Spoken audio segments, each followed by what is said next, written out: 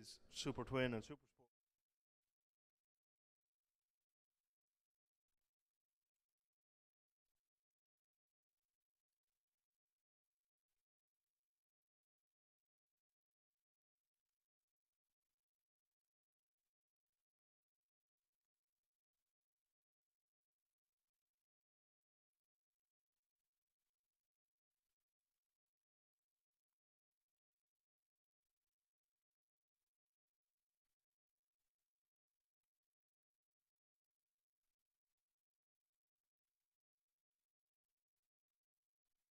The Masters Superbike Championship is brought to you by Principal Insurance, part of Howden. For motorbike, car, van and home insurance, Principal Insurance have you covered. Get a quote today.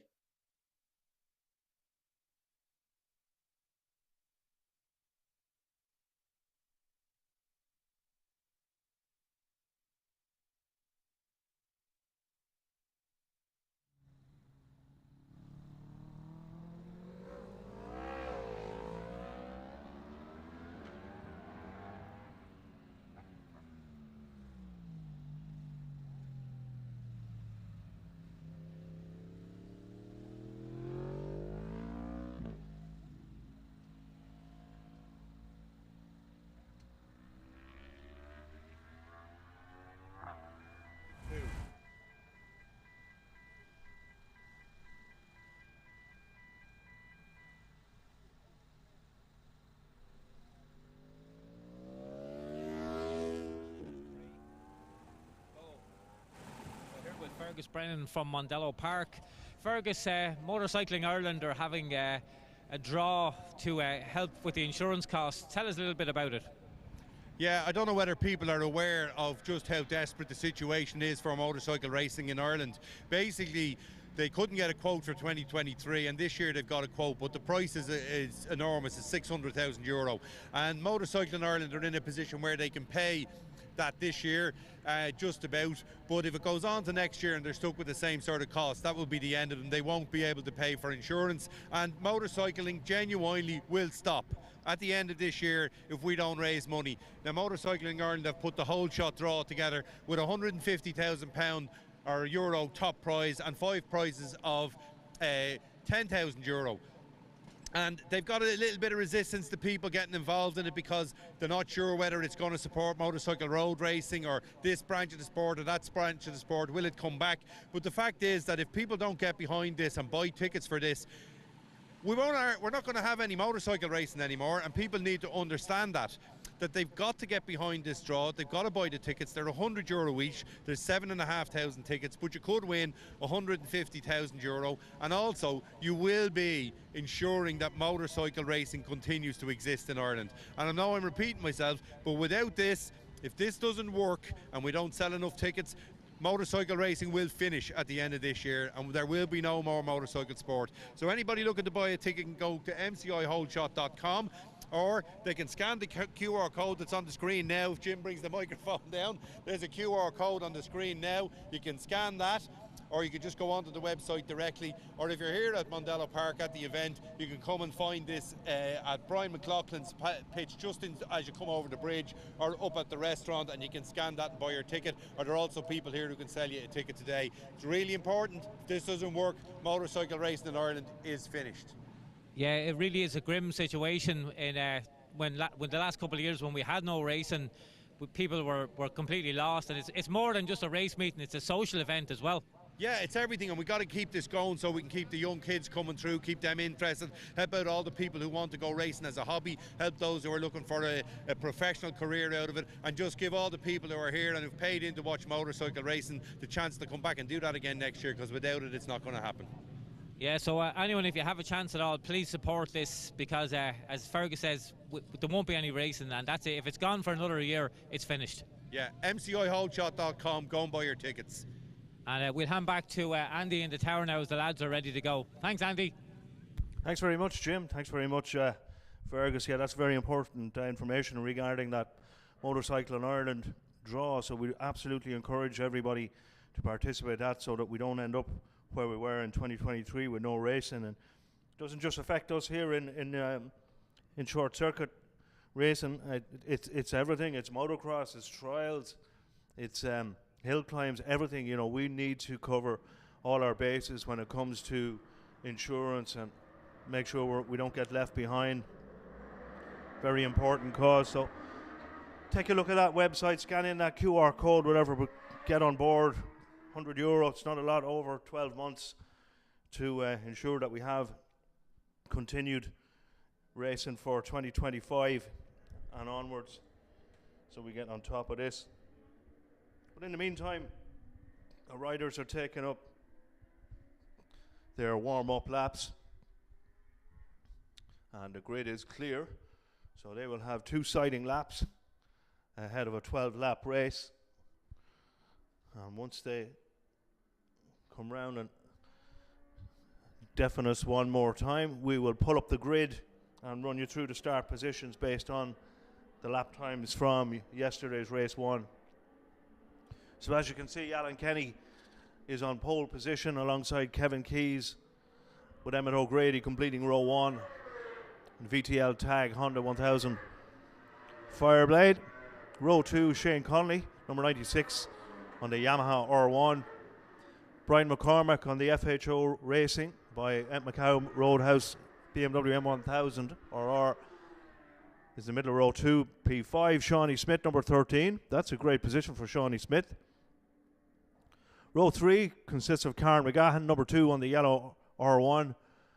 Kevin Madigan is on the sister bike, Dara Core R1M, the sister bike of Kevin Keyes.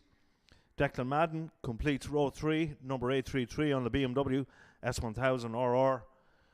Row 4 is newcomer Wayne Tobin, had a great race yesterday in the wet. Let's see if he can translate that to a result in the dry. Alongside number 151, Ronan Waters, and Davin Casey on the GSX R1000 completes row 3, number 888.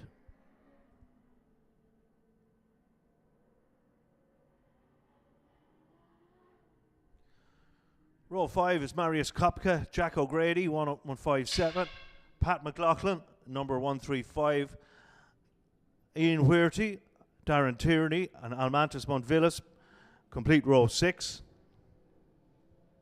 And Andrew Huerty is on row 7. And from the back of the grid, Michael Sweeney will have to do it all again, as he's done in the Super Twin and Supersport rounds, to get up through the field. But with 12 laps, it certainly wouldn't write him off. So our riders back on the start finish ahead of their 12 laps. That shower has receded and we are in really dry conditions for these slick tires. At the moment we're looking at the lights. There's a perfect start from Alan Kenny, who will get the lead into turn 1, and it looks as though Kevin Keyes has opted to take the inside line and will exit turn 1 in 3rd position. Brian McCormack holding on to 4th at the moment, into turn 3 for the first time of 12. And Alan Kenny has a nice little 2-3 bike length margin, so there could be dice for 2nd, 3rd and 4th. That could work in his advantage. The battle goes on there. Brian McCormack sees a slight gap there from Emmett O'Grady, and that brings him up to 3rd place. Of course, the race winner from yesterday. So it's Alan Kenny from Kevin Keyes. Brian McCormack very late on the brakes into Southside Motor Factors. Thought about having a go at Kevin Keyes, but seeing the door was open there at that point, and he'll know that could be an option for race 2, as all our riders from past start finished for the start of lap 2 of 12. And Alan Kenny has extended the margin and indeed set the fastest lap of the race, obviously from a stand and start with a 58.6, which means that he has a half-second lead over Kevin Keyes and Brian McCormack. In 4th, 5th and 6th is Emmett O'Grady, Shane Connolly and Kevin Madigan. Kevin Madigan, of course, a cup rider, having a good out, number 147. And already they're back into Southside Motor Factors. Kevin Keyes has reduced the gap. Probably heard Brian McCormack's M1000 in the background and thought he had to get a wiggle on. The leader's passed us once more Alan Kenny's rear wheel skiffing across the tarmac. Brakes getting up to speed, the temperature. And Kevin Keyes does make a move out of turn 1 ahead of Alan Kenny. Brian McCormick now might be eyeing up Alan Kenny as well. As we watch the battle for 5th and 6th with Carl McGahan and Kevin Madigan. But the leaders are back into turn 4. Kevin Keyes and Brian McCormick does go under Alan Kenny to take 2nd position on lap 3. Kevin Keyes will see a pit board obviously when he comes back round the start finish once more, indicating that he has a small gap between him, but it was the fastest lap from Kevin Keyes on that last lap. As we watch where Michael Sweeney is at the moment, he was starting back at the grid and he is already up to 7th position. That's a fantastic 3 laps from Michael Sweeney. Back to the leaders, it's Kevin Keyes out on his own now, who has almost a 1 second lead ahead of the chasing pack, Brian McCormick and Alan Kenny. Still a long way to go though. Fastest lap still goes to Kevin Keyes with 54.1. Next up closest to that is Brian McCormick with 54.5 and a 54.7 for Alan Kenny. So the pace dropped ever so slightly, but it's not really fair to call the pace dropping with 54 seconds on the Superbike. As the leaders exit Southside Motor Factors once more. Get a shot at Shane Conley on the brakes. Michael Sweeney's made up another place in Kevin Madigan, so Shane Conley will be next up on his list. That's a really impressive ride from Skerry's man. 1/3 race distance is Kevin Keyes, 0.8 of a second ahead of Brian McCormick, with Alan Kenny 2 seconds back from the leader in 3rd. Emmett O'Grady still holding on to that 4th position.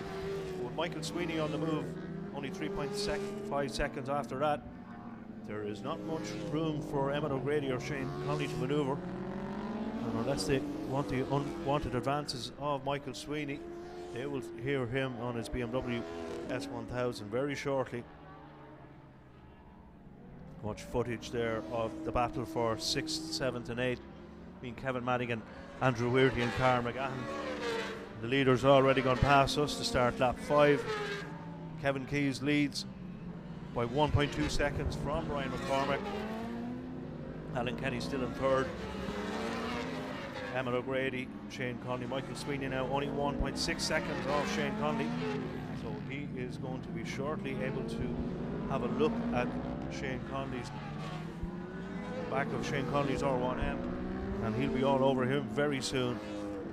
Kevin Keyes has a commanding lead now as we watch this battle for 6, 7 and 8, a 4-way tie between Kevin, Carl McGahan, Kevin Madigan, Declan Madigan and Jack O'Grady. Carl McGahan number 2 on the yellow R1, and that looks like Jack and Andrew Weirty has got out of that group. Leaders come past again once more, confirming half race distance that it is Kevin Keyes still in the lead, 1.5 seconds ahead of Brian McCormick, 2 seconds back then to Alan Kenny. We're going to keep an eye on Michael Sweeney. Any moment now he's going to have a passing option on Shane Conley. That's the battle for 6th, 7th to 10th going on at the moment.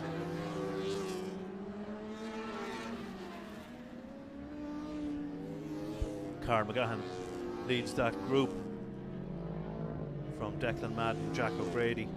Kevin Madigan drops back to 11th place.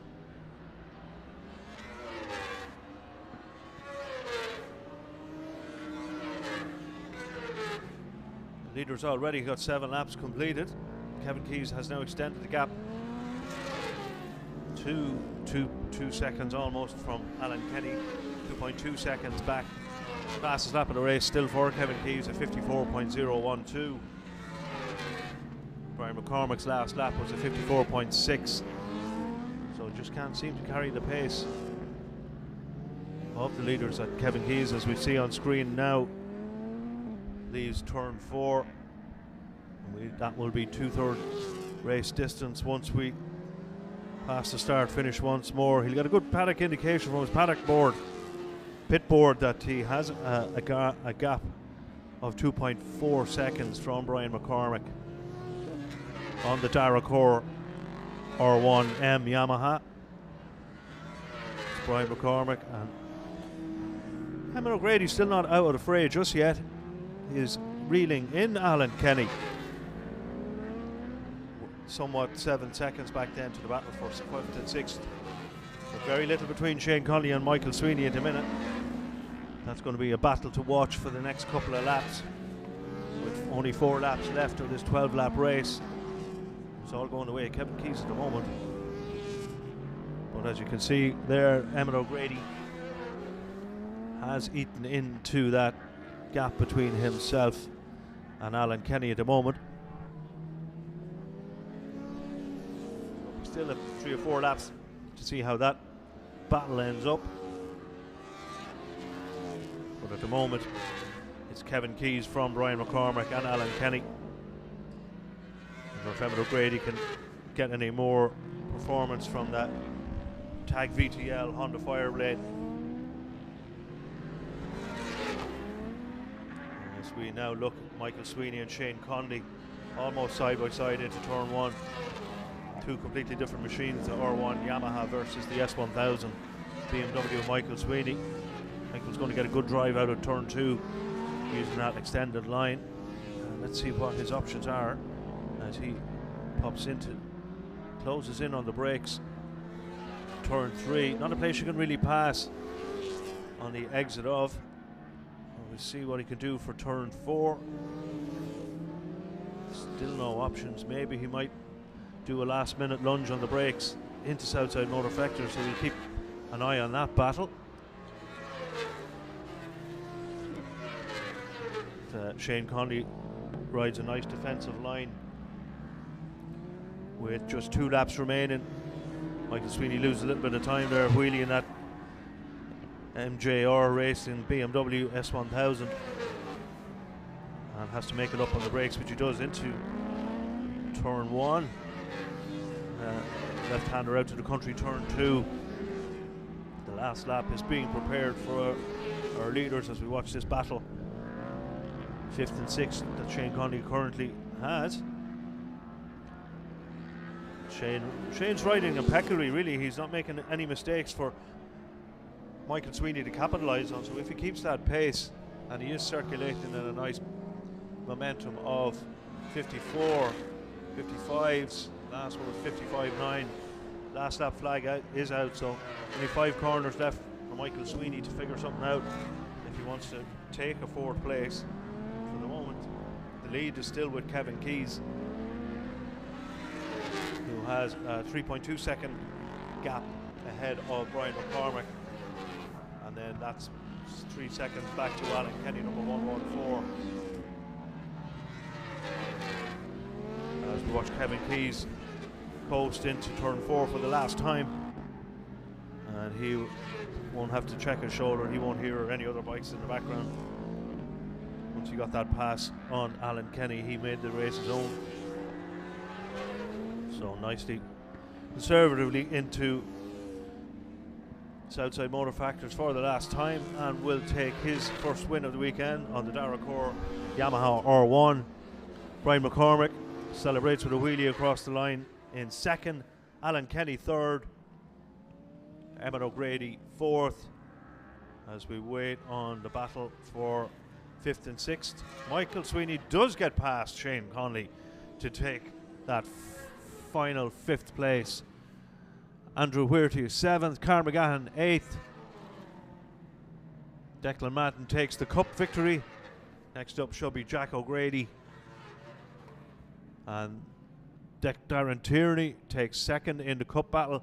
Ronan Waters takes that final Cup podium place in 3rd, number 151, Ronan Waters.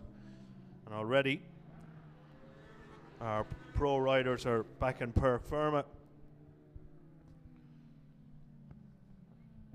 So that's confirming the win for Kevin Keys,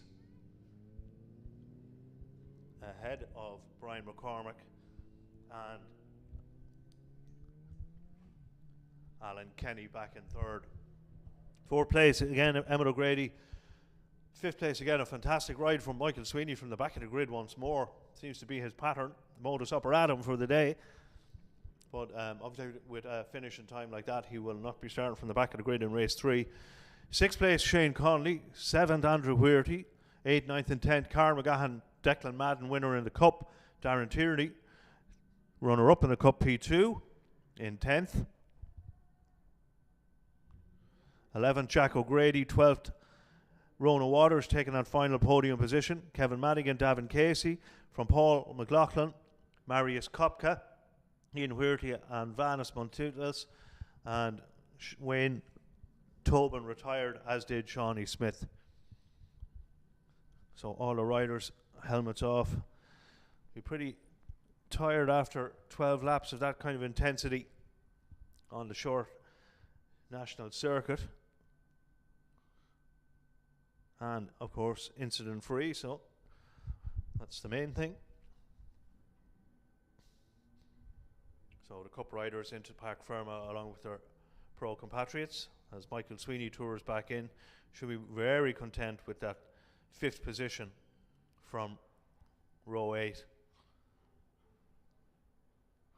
And you would fancy that in the next race, with him starting further up the grid, he should be in the mix for at least a podium.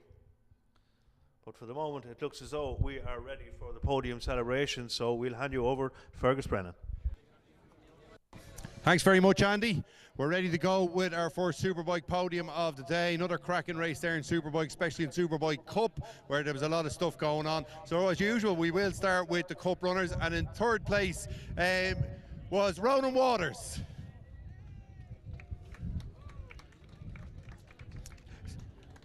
Second place is Darren Tierney.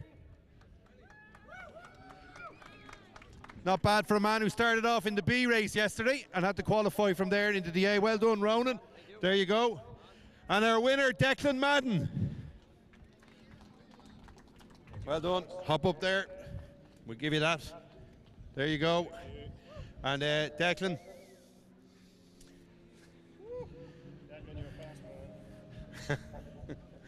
Well done, Declan.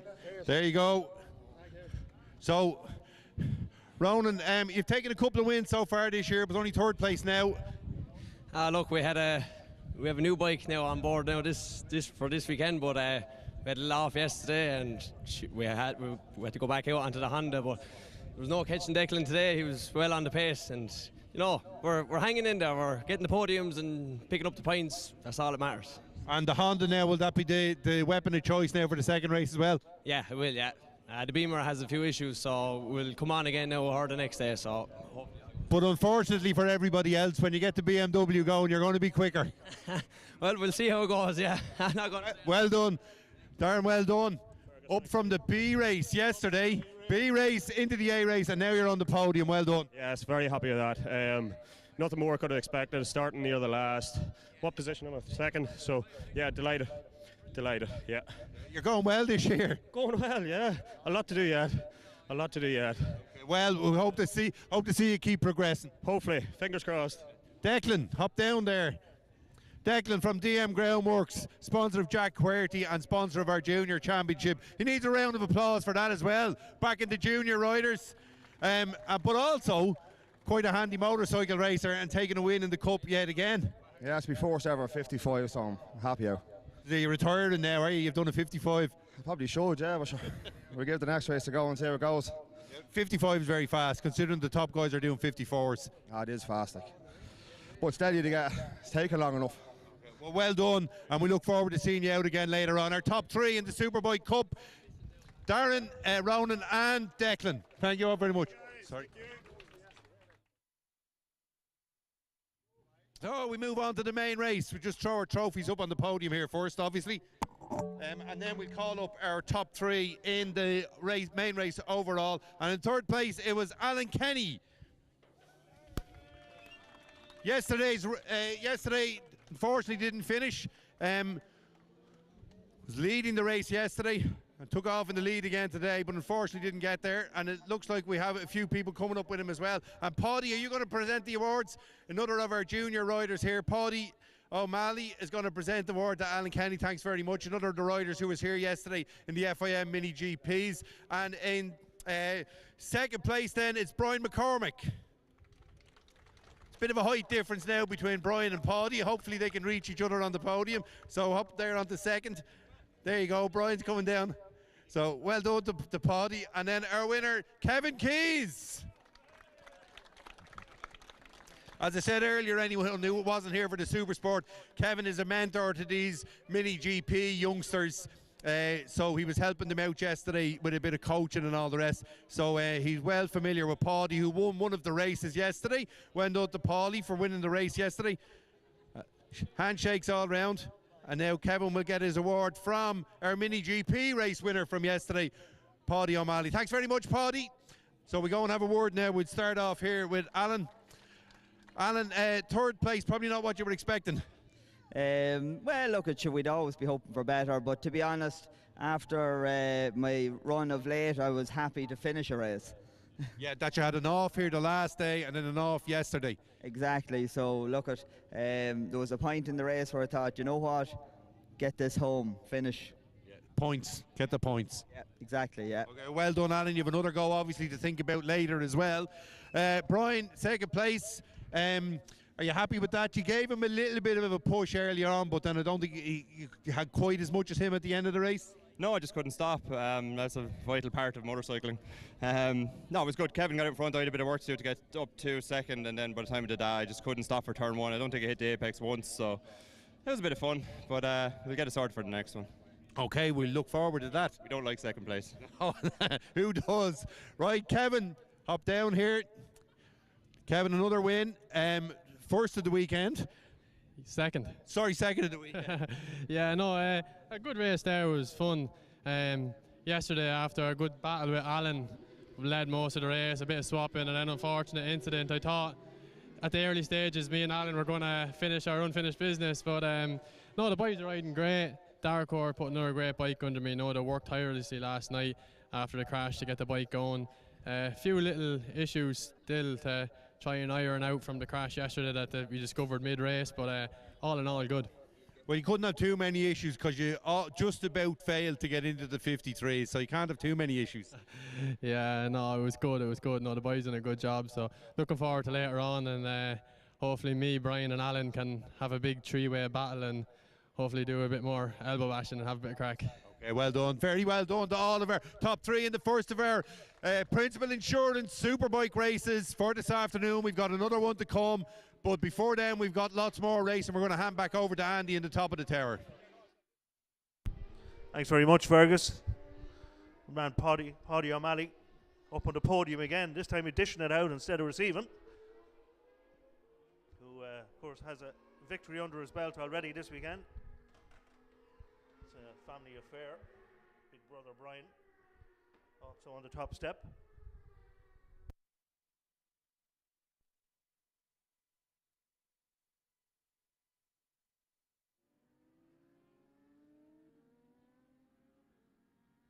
Fair enough. So turn our attention now to our final Moto 400 race of the afternoon, which we had 12-lap race. Our riders are already out on the circuit, competing their sighting laps.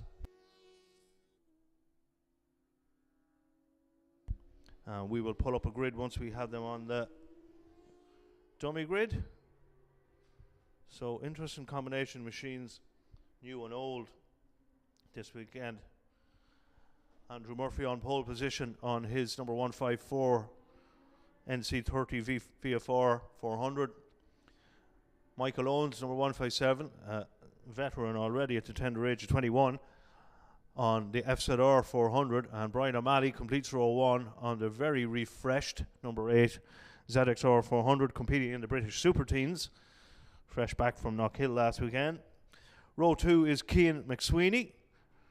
Middle of row 2, number 81, Damien Horgan on that blue FZR 400RR. James Ging, completes row 2, number 70 on the ZXR 400.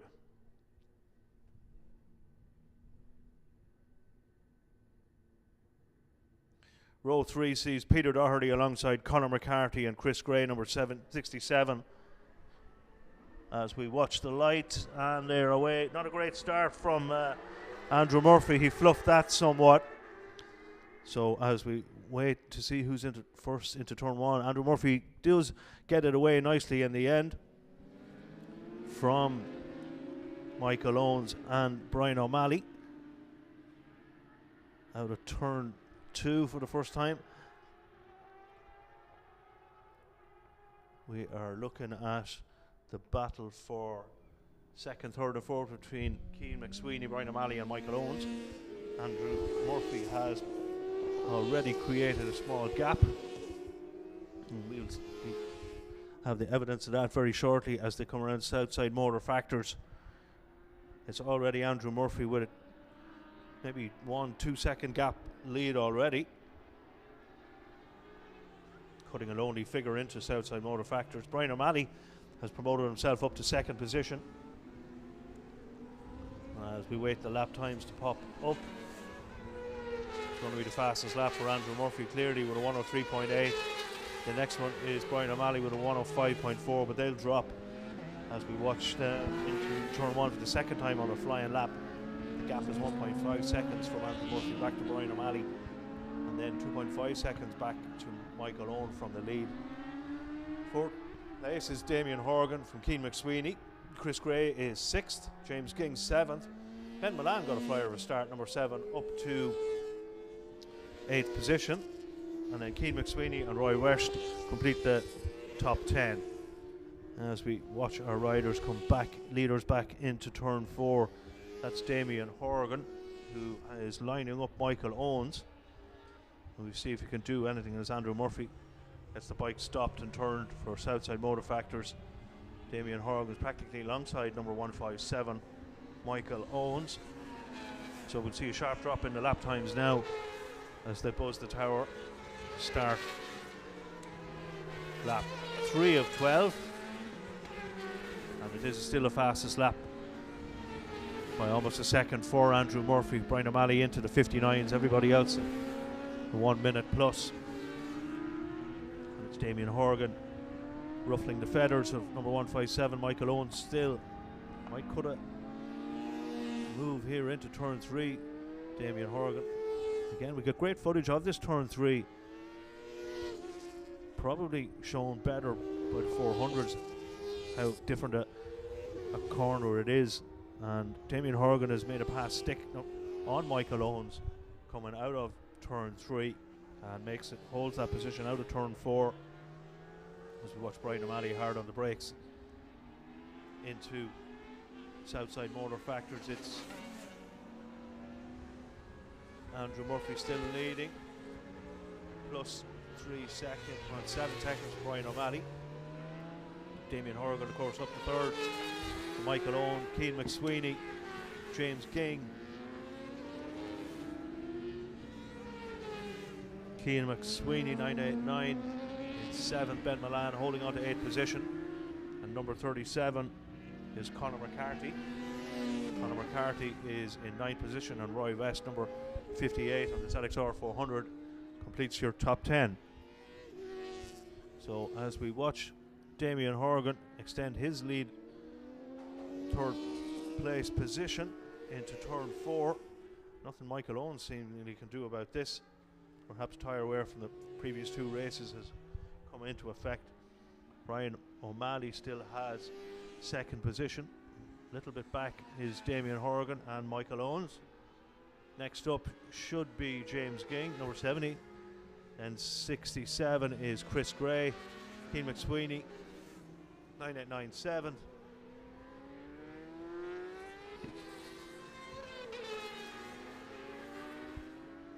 The remaining pack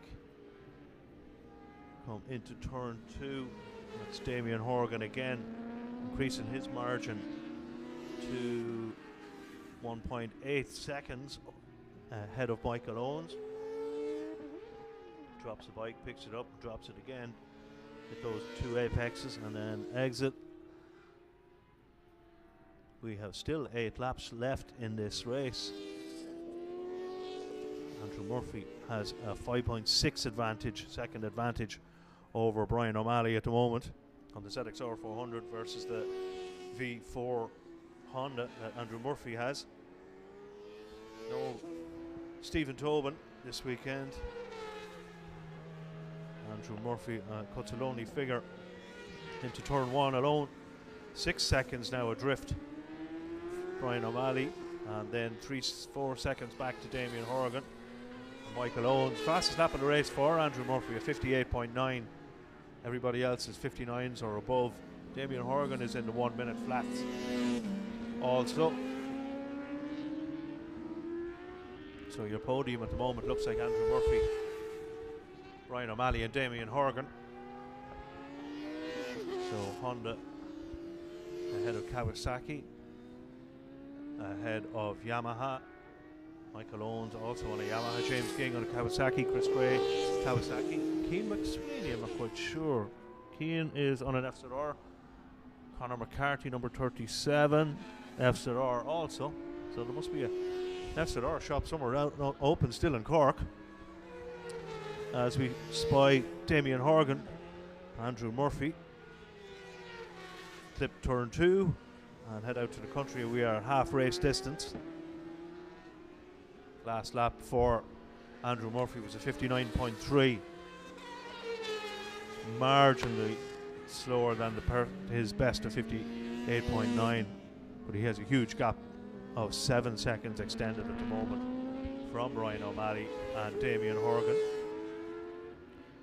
The field is nicely spread out now. Michael Owen, James Ging, Chris Gray, 4th, 5th and 6th.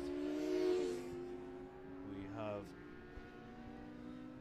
Andrew Murphy up the inside of the back marker there. That was Damien Higgins, number 940.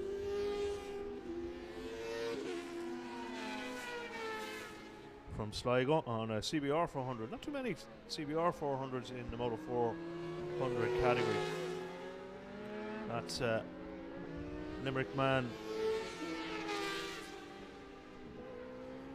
Andrew Murphy once more, who has a 7.8 second lead from Brian O'Malley. Just watching Chris Gray and Conor McCarthy at the moment.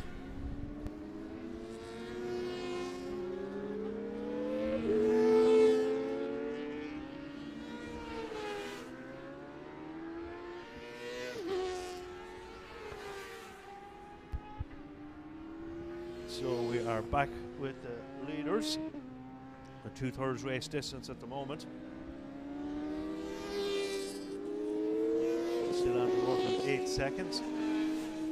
Damien Horgan still holding up that 3rd position, 14 seconds adrift of the lead. Michael Owens, James Ging, Cian McCarthy, Conor McCarthy are 4th, 5th and 6th. That's 157. Michael Owens passing the tower now, and here comes James Ging on the black ZXR. That's Chris Gray, number 87. Chris Gray 67. 989 is Cian McSweeney from Cork on the FZR 400. Start lap 9 out of 12. And that is number 34. Peter Doherty from Roscommon on a ZXR 400. Just behind him, number 982, Eamon McKeown from Antrim. This is Brian O'Malley once more. Behind for 154, Limerick, Andrew Murphy with 8.1 second of a lead. Last lap was a minute, so he's obviously getting signals from the pit board to say that he doesn't need to push any harder with the margin of 8.2 seconds back to Brian O'Malley. The fastest lap of the race still for Andrew Murphy, so he shows he has the potential to go quicker, but there's no need at this closing stages of this 12 lap race with 3 laps to go and a margin of 8.2 seconds. He can control the gap for the rest of this race and hopefully take his points tally to a high in the Moto 400 Championship.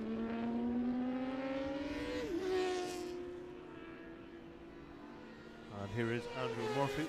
And next time round, the last lap flag will be prepared for him.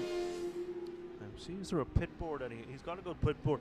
These are very useful pieces of information that pit boards can supply for these extended races, just to let them know. You probably see the gap come in ever so slightly now. No, still 8.87, so he still has the hammer dropped. Last lap was a 59 flat, so he's been very like a metronome to complete those 59-second laps. Best lap of 59, 8.9 for the race. Lap record so far in this race is Andrew Murphy's. And we watched Limerick rider come in turn 4 on his own. But the pit board won't need to check his shoulders. And out of the S's into the final corner, Southside Motor Factors, as the last lap flag is being prepared. That's 9.82. Eamon McKeown from Antrim on FZR 400. A lap back. Murphy on his last lap. See that back marker in the distance, but won't have any effect on his race with that gap gone out to 10.1 seconds now.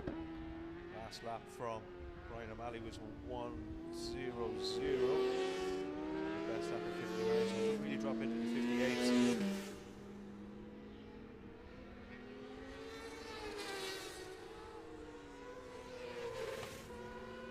And that is your race leader with one corner left to go. Andrew Murphy stands the bike up into Southside Motor Factors for the last time. The checker flag should be ready at this point. And it's a win for Andrew Murphy. Waiting on Brian O'Malley, who does duty appears from Southside Motor Factors. More silverware for the O'Malley family to cart back home. And next up should be Damien Horgan, who completes the podium on the FZR 400 RR or SP, not quite sure. And now we are waiting on Michael Owens, 157.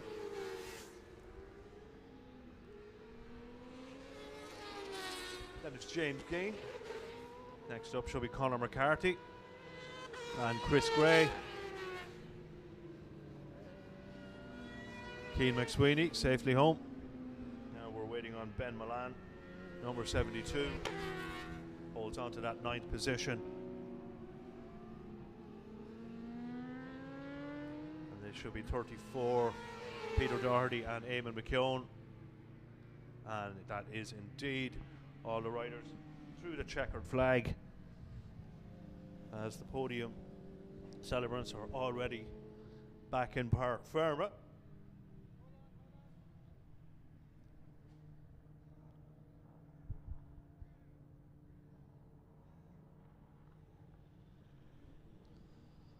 Some of these riders don't even look after breath after 12 frantic laps of the national circuit.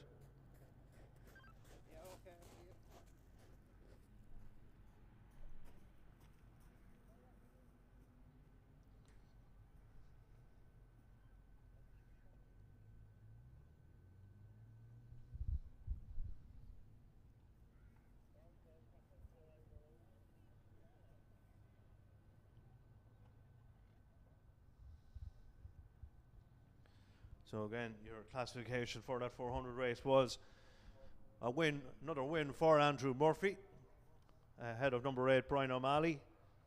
3rd position, number 81 Damien Horgan. 4th Michael Owens. 5th James Ging. 6th Conor McCarthy.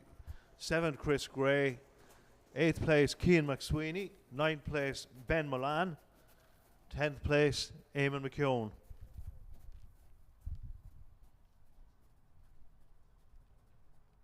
And with that, we will hand you over to Fergus Brennan for the Moto 400 Race 3 celebration. Thanks, Andy. One of our quieter podiums, one of the few classes where we've only got one set of awards to give out. We'll have a slight delay before we get that, probably about 30 seconds. So we'll probably just go over to an ad break for that. We've a little bit of break between the Motor 400s and the sidecars. So we'll just take a quick break and we'll be back in a second.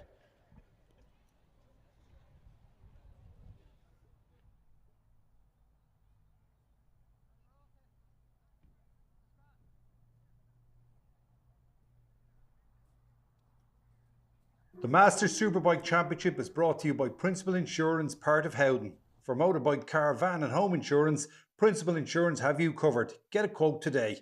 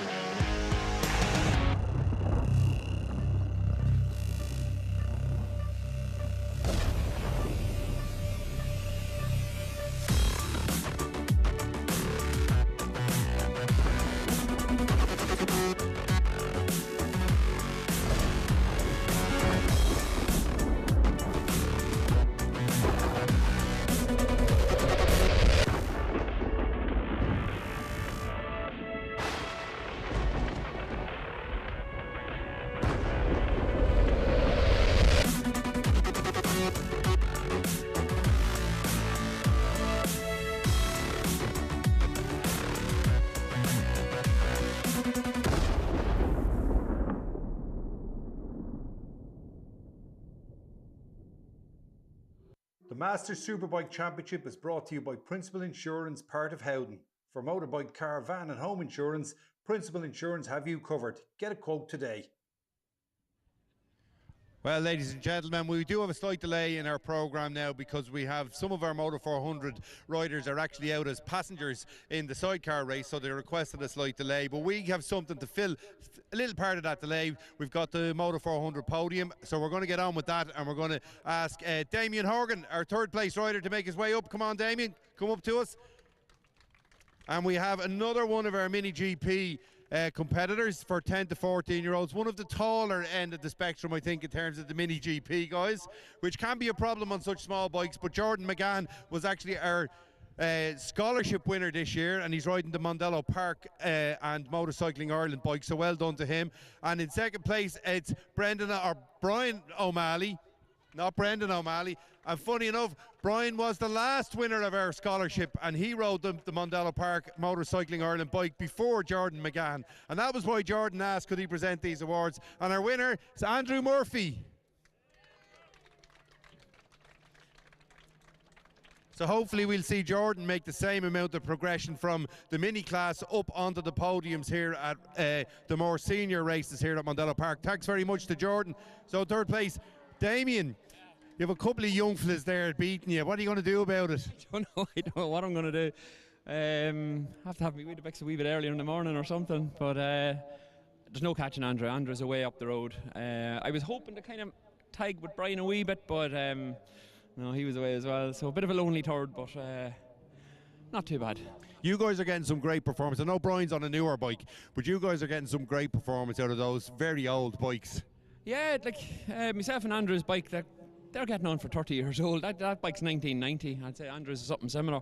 So, yeah, you're riding the wheels off them now at this stage, but it's amazing. Well done. The lap times are fantastic. Brian, you're on a slightly newer bike that you normally race, or the same kind as you race in the British Super Teens Championship.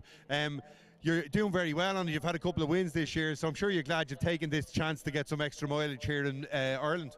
Yeah, I'm delighted. It was a really good race. Andrew just pulled a big gap from me, and I didn't want to risk trying to catch him, and I knew I had a good enough gap from third place, so I just held the second and take the points for the championship. Yeah, the championship is very much in your mind as well, with dropped scores and stuff like that. Anything could still happen. Yeah, I'm hoping to be well up there in the championship, because I'll be able to get all the rest of the rounds now, and really looking forward to it. Okay, well done, Brian. And now we'll come to Andrew. Andrew, hop down there. Another win to your long count of wins in all sorts of classes. So Superbike Cup, Supersport Cup, Supersport. So are you enjoying still riding the Moto 400? Oh yeah, I'm enjoying it. It's good fun class. Like, you know, it's, of course, the super sports and the super bikes are so expensive now to run. Like, it's very hard for myself to run a bike like that. So the 400 is, you know, it's cheap and cheerful. Like, you know, a set of tires to do a couple of rounds and stuff like that. So it's good. It's good fun. Yeah.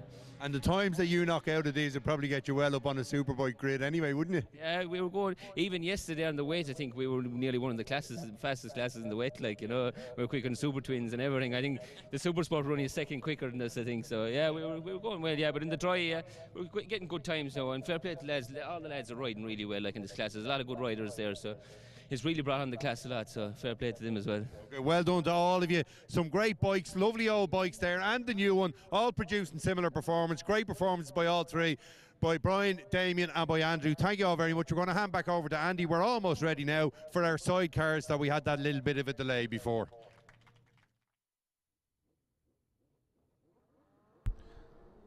So our sidecar, a little bit premature there from Ryan Deneen. Our sidecar riders are all limbered up for their final jaunt of the afternoon, which will be thankfully an 8-lap race, where yesterday we had to shorten all our practice qualifying sessions and race distances to facilitate the inhospitable weather that we had. Thankfully, we stayed clear for today. As these riders disappear to the distance, we will give you a pole position of Mark Codd and Eamon Mulholland. Seemed to have an issue in lap 1 of the previous race. Maybe they have that resolved. Darren O'Dwyer, number 71, with Mark Gash in the chair, completes row 1. Row 2 is Paul Clark and Stephen Daly. Ryan Deneen and Fran Newton are completing row 2. And with 1 lap under their belt, Darren O'Dwyer and Mark Gash have the lead. As we look at the battle for 5th and 6th, so that is Ian McCarthy. And here comes Eugene Kettle into the fray in 6th position, up 1 spot.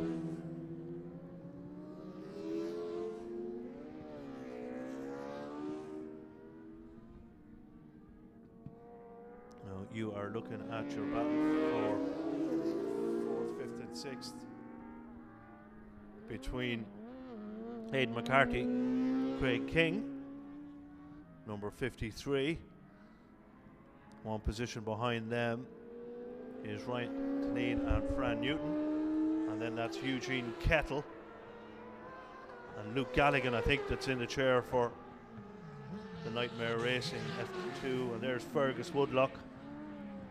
Fergus Woodlock has James Ging, so James Ging will sleep tonight, having jumped from the 400 Moto 400 race to the back of the sidecar with Fergus Woodlock, who's alongside Eugene Kettle at the moment.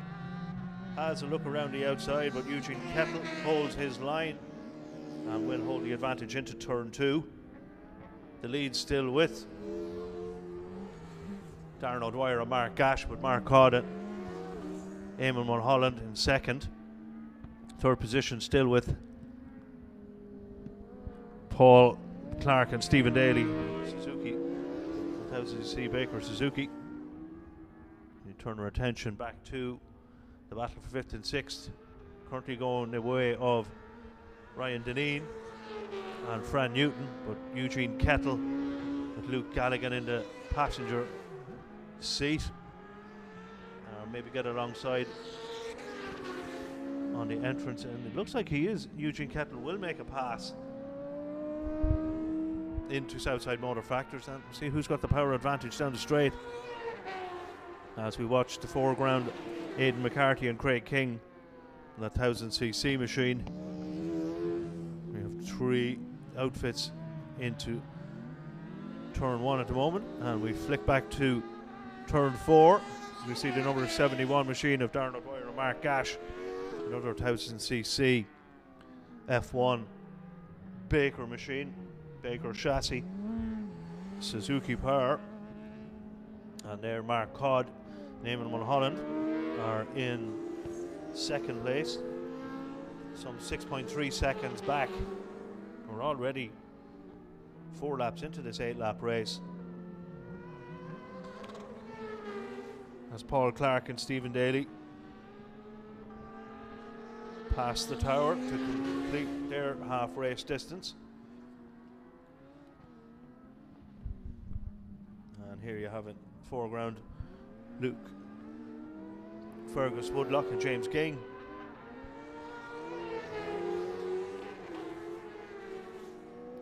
And now into shot you see Fergus.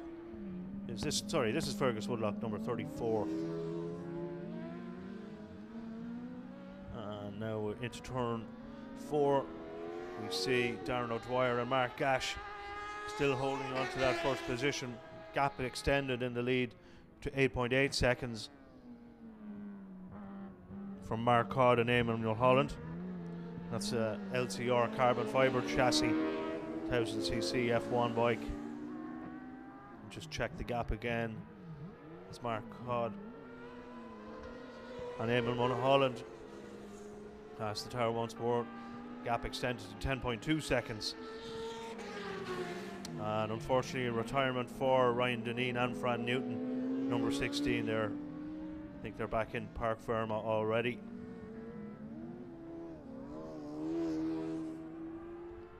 And this is number 53. Aidan McCarthy and Craig King. Next up is Eugene Kettle. I'm pretty sure that is Luke Galligan, hanging on the back of that number 34 bike of Fergus Woodlock, dropped back down to 7th. Passenger by James Ging, driven by Fergus Woodlock.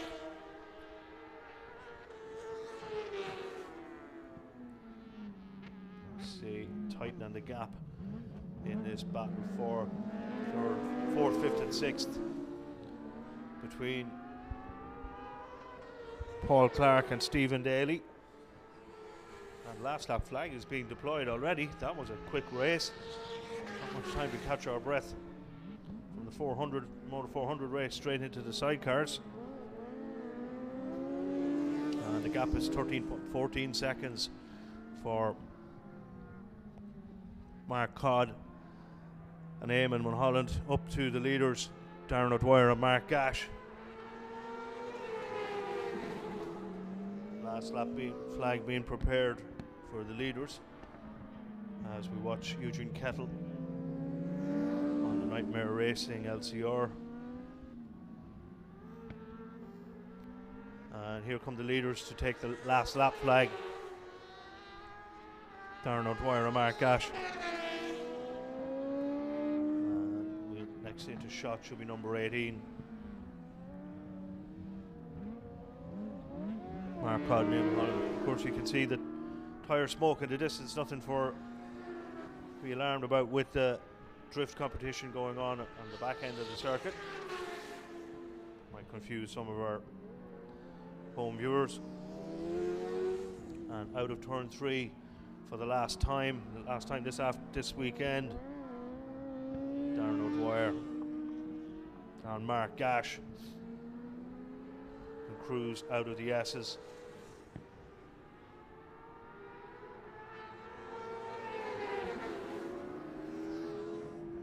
here that come from Southside Motor Factors.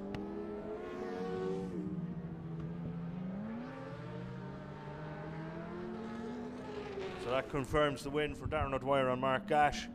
Starting on P2, row 1, they overhaul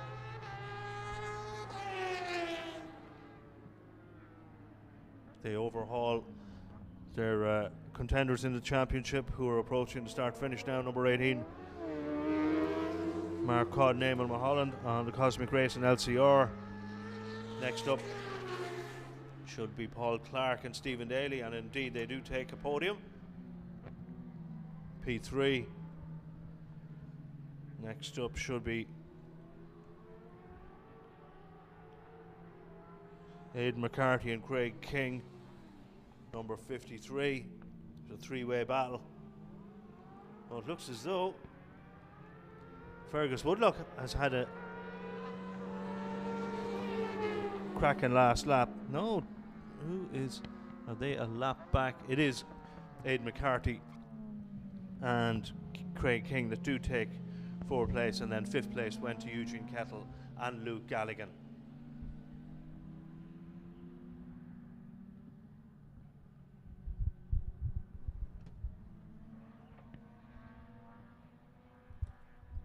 And the remaining outfit back in top gate. See Fergus Woodlock and James Ging return to park to their paddock positions.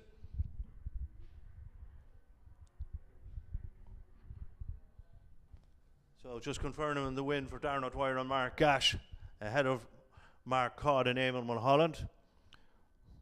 Paul Clark and Stephen Daly, number 73, 3rd. Dermot McRaymond and Anthony McDonnell on the Jacobs Yamaha are 4th.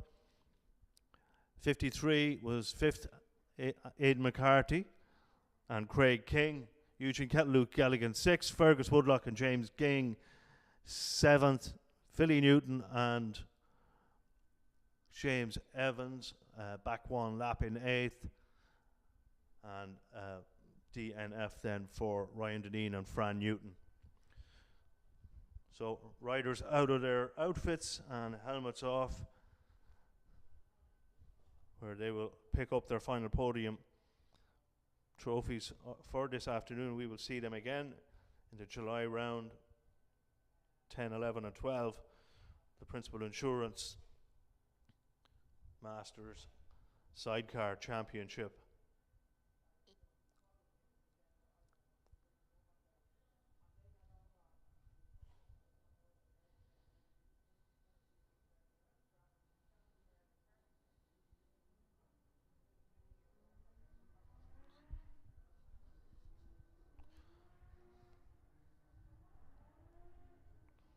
So we're getting through the program nicely in this almost sunny weather conditions at the moment. And from our vantage point in the tower, it looks as though our sidecar competitors are ready to pick up their silverware for the weekend. So we are ready to go. Over to you, Fergus.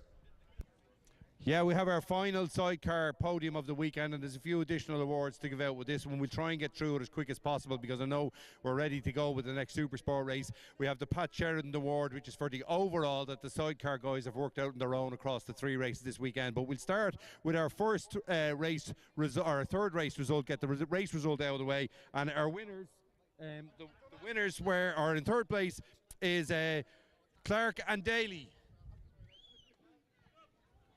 Paul Clark, well, up you come, Paul Clark, and our 2nd place is Mark Codd and Eamon Mulholland, and our winners Darren O'Dwyer and Mark Gash.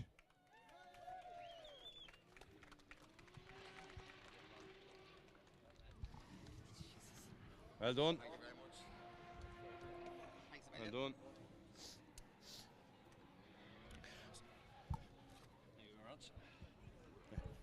Thank you. As far as I know, Mark, it's the same group, so we're not going to talk to anybody then until we swap everybody around and we do the other awards. So I'm going to stand back now, and the Pat Sheridan Award is going to be presented by, sorry, I've forgotten your name.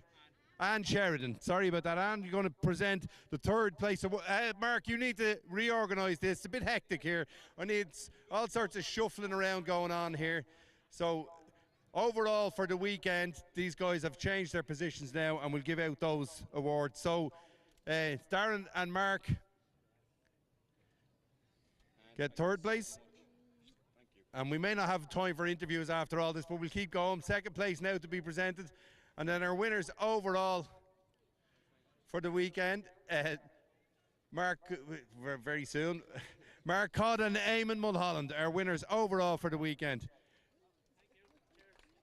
So we'll talk, I'm afraid we're not going to get to talk to everybody. We'll talk to our race winners here, and then we'll talk to our overall winners. So race winners, how was that? Oh, mega. We struggled with the bike realistically start of the year. Did a little bit of work, stuck in a different power plant into it, and we were 0.2 of a second off lap record in the first race today, so this man is driving the wheels off it. Brilliant fun. Okay, well, we yet to see. We didn't get a confirmation, but you thought you might be on lap record. But if we find that out, we'll announce it at one of the later podiums, because it's always good to hear of a lap record going. And now the boys here over the highest point scorers over the weekend. Apparently, Eamon is doing the talking. So, Eamon, that's a good result for you over the 3 races. Yeah, over the 3 races, a good weekend. Really struggled there in that one. Slight gear issue at the start, and then just lost grip, back tires gone. But good weekend overall, with good race in the wet, and but if these boys didn't get a DNF, they'd be standing here. Thank you all very much. We're getting ready to go now with Supersport. We can't delay too much. We've got to get ourselves over to the grid to Jim Halligan, so we'll take a quick break and then we'll return on the grid with Jim Halligan. Thanks very much, Fergus. Yeah, we're back up here, and again, not much time to catch our breath as we steamroll through this busy programme of afternoon racing. And we've got another belter coming up. The Principal Insurance Supersport Race 3 is next up. So we don't see the pit lane open just yet.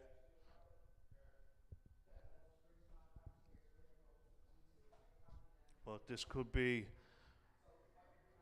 quite the adventure for riders with 14 laps this time out. Pit lane is now open.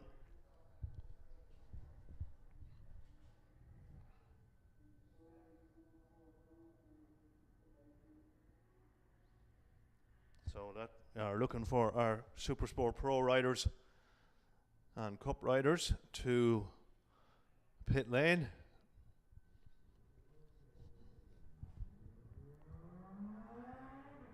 Brandon Kavanagh first out of the traps. And once around for 2 laps, we will have your grid on screen. For the moment, we'll enjoy these pictures from around the circuit, brought to you by See It Live, who are the guys in the background that you don't see working. Thanks very much, Martin and Katie and Kieran.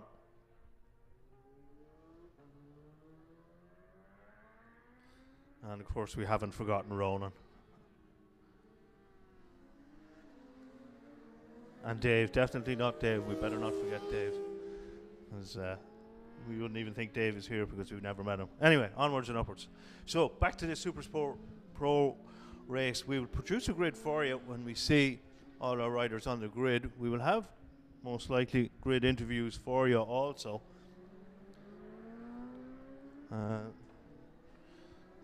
Track temperature is on the rise here, as you would expect, with these practically sunny conditions starting to appear. And the Sidecar boys can pack up for the evening and enjoy the last 4 or 5 races before they take their leave until the July Principal Insurance Masters round. We are enjoying at the moment 7, 8 and 9. And we have 27 bikes on the grid for this 14-lap race. As we take a look at Emmett O'Grady roll up to his position on the dummy grid. We can see number 4, Kevin Baker, also competing in Super Twins. So as the riders take their position on the grid, we will hand you over to James Halligan, who will give us some insights to the Supersport guys.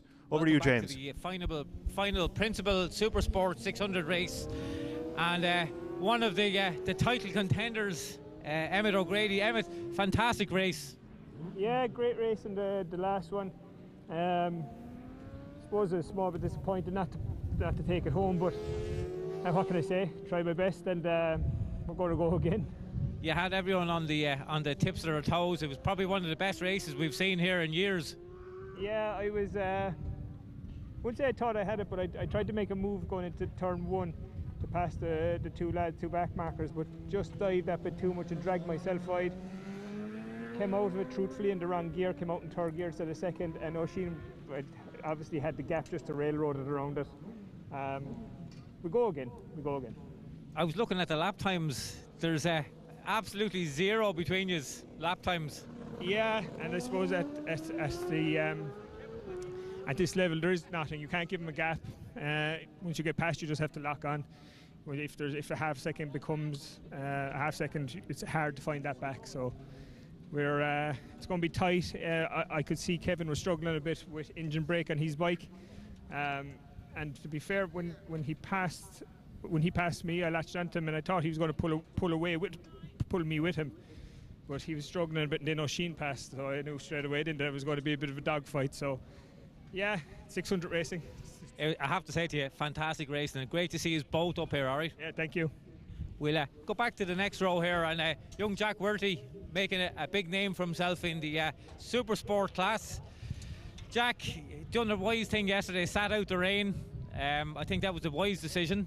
Yeah, 100%. I wasn't feeling comfortable. I went out in qualifying and done the whole session, and come the race I wasn't feeling it, so I was kind of praying last night. We had a good run today, so bit of a disaster having to start from the back in the last one, but we got a podium then in the cup in the end, and I'm here now, so this is where I want to be, so we'll give it a go. So tell us, this is your second year on the 600. You're getting very, very, very close to the front. Yeah, getting there. Look, I'm just taking every day as it comes. Like, we've 2 years. This is the first proper year. We didn't have much racing last year, so got 1 or 2 races in Bishop's Court and Kirkestown, but you're not consistently on it. But here now we're getting a full tight championship in, and we're going to try to take the championship to the last round if we can. Well, we're delighted to see you making great progress, and hopefully we'll see you on the podium. Hopefully. Well done, Jack. We'll go across to the middle of the second row here. Try and grab a word with Mick Sweeney. Mick, welcome back, lad. Thanks very much, yep. Good TT? Yeah, steady way. We took it. I wanted to stay inside the top 20 in after missing the year last year, and I done that, so I was quite happy with that. It's a hard place to go back, and people say, oh, you only missed a year. It feels like a lifetime. I know, yeah. Once you miss a year, it's obviously 2 years, because by the time you get round again. But look, I got a little bit stiff and sore in a couple of the Superbike races, but look, I was expecting that. You took a bit of a pounding at the Northwest, and we were just saying yesterday that was a wise decision. You sat out the whole wet day. It was awful. Yeah, I didn't want to risk that, you know what I mean? So I said we just wait today and got in the back of the grid and see where we end up. How do you find the body on the short circuits? Yeah, not too bad, to be fair. These 14 lap races are bloody torture. So you know me, Jim, I'd rather now 6 or 7 lap race would be fine. A man after my own heart. An out lap, an in lap, and a go home lap. Yeah, definitely. You're enjoying the short circuits anyway. Yeah, definitely. Look, it's nice to come down here. It's a bit of crack. You know what I mean? The lads are all sound and the crowd is good, so I'm down for a bit of fun. There's a great bit of banter. We're missing Derek this weekend for the real banter, but we haven't seen him at all. I thought he'd turn up. No, I thought he would have been down myself once he knew we were all coming down, but he probably has something else on. But sure, next time hopefully we'll be all here. Well, great to see you here. All right, thanks, Mick. Cheers, thanks. And another man we could probably do with having a word with is Kevin Keys. Kevin, you made your TT debut a few weeks ago. You still have the flies nearly. Yeah, flies are still on me. I think that's what's holding us back here this weekend. I'm going to get out of them. Well, did you enjoy it? Yeah, to be honest, like I've told everyone, it's no real secret. Monday, I absolutely hated it. I was as tense as a board on the bike. But no, as the week eased in, everything got better, you know, and it was a great atmosphere over there. Like it was a really nice vibe. The other riders on track were showing you your lines, and then Brian McCormick, Michael Sweeney, they brought me out in cars, and to be honest, like, them boys are serious around there, and the voice I took off them was class, so it really made my week a lot more enjoyable, and by the end of it, I was smiling. You need your head examined getting in the car with either of those. Yeah, I know, yeah. They gave me a drink, and whatever was in it, I was happy out getting in with them, so I don't know what it was. But and no speed limits on over the mountain in the cars as well? I didn't think there was a speed limit anywhere in the mountain the way them boys were driving, but or anywhere in the island. But no, it was good crack. Yeah, no, I really enjoyed it, and it's good to be back in a sunny Mondello Park. You slotted in well. You're flying on the big bike as well. Yeah, big bike went well there in that last one. We had a few issues with the engine brake on the 600 in that first race. It just chattered my brains out trying to get her stopped. But the boys worked mad hard there between them races, so hopefully it's sorted and get a three-way bike battle here at the front. Well, it's great to see you up here again, and we will hope to see you on the top step. I'd like to see it up there too, Jim. Thanks, Kevin, and back to Andy, please. Thanks, Jim. A very lucky man getting a grid walk in those glorious conditions down there. But that's the chit-chat over. Now we get down to business to see who's going to take this final Supersport, Principal Insurance Supersport race of the afternoon. And our riders get their grid prepared with their tyre warmers off and paddock stands down, and soon we will have them underway for 2 sighting laps.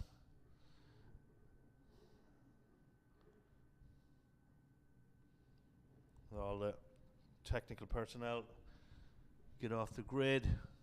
We get ourselves underway, and when they're underway we'll put up our start positions on the screen. You can run them up, Martin, when they pass the tower. So all our riders are in their correct positions. We don't have any issues. We're waiting on the green flag from the back before John Rock will let our riders off.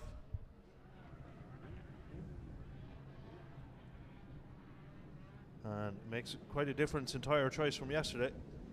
Slicks everywhere.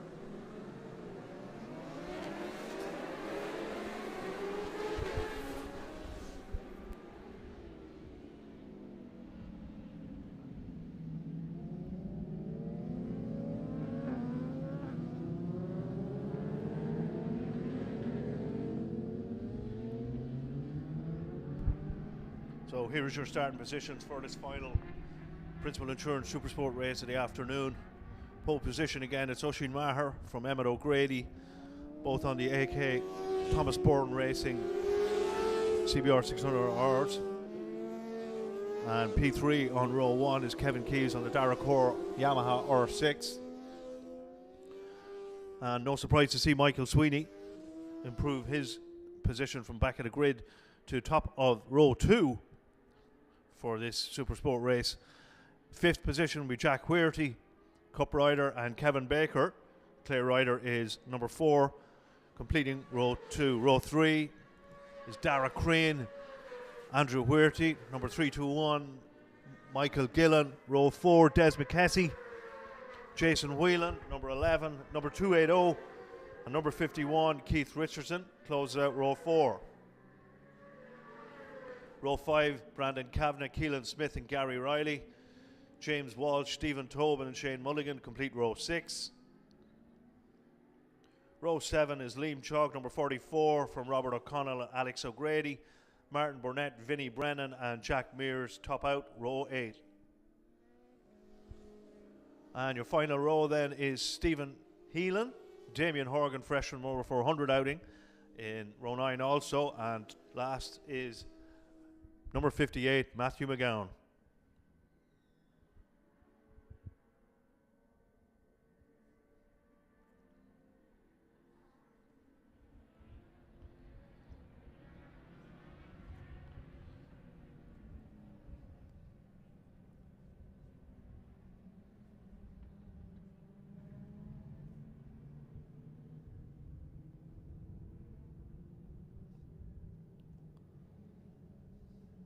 There's the last of our riders coasting out of Southside Motor Factors.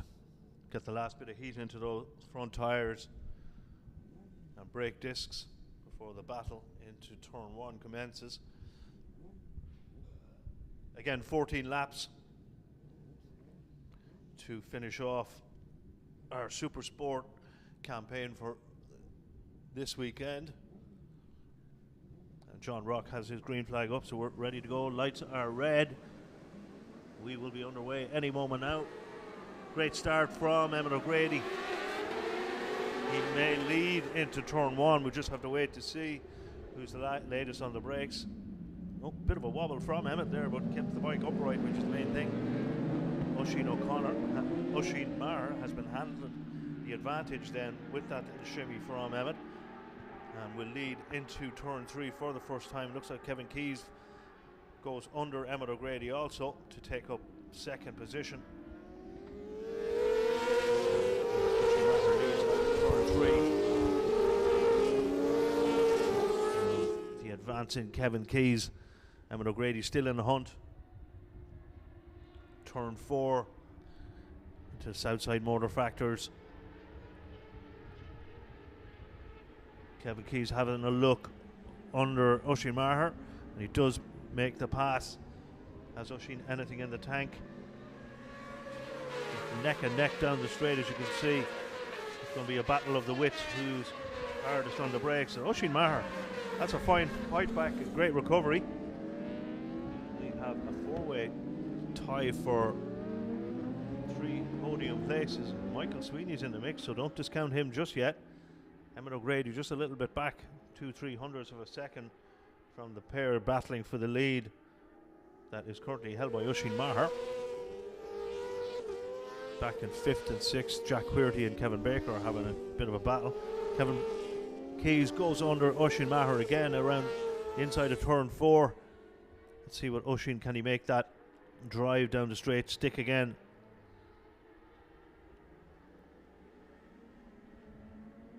All nice and neat and tidy in the early stages of this 14-lapper.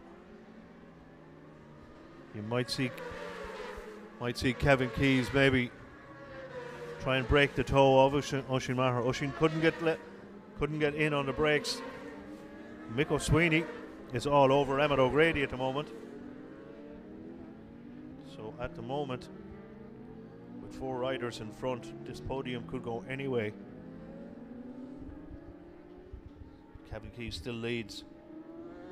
Fastest lap at the moment for Michael Sweeney at 55.6. Kevin Keys just broke the toe slightly from Oisin Maher. Emmett O'Grady back in the hunt for second position.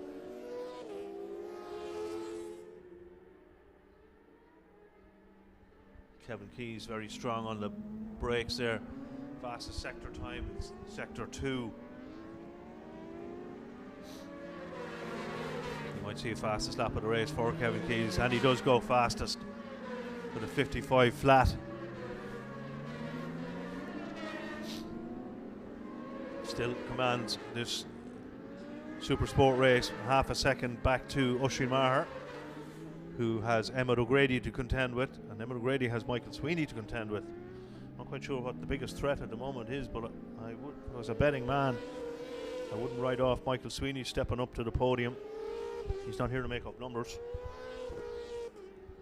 on his MJ Racing R6 Yamaha, competing against the AK Thomas Bourne Racing Supersport Hondas. The R6 in front is Kevin Keys, Darracor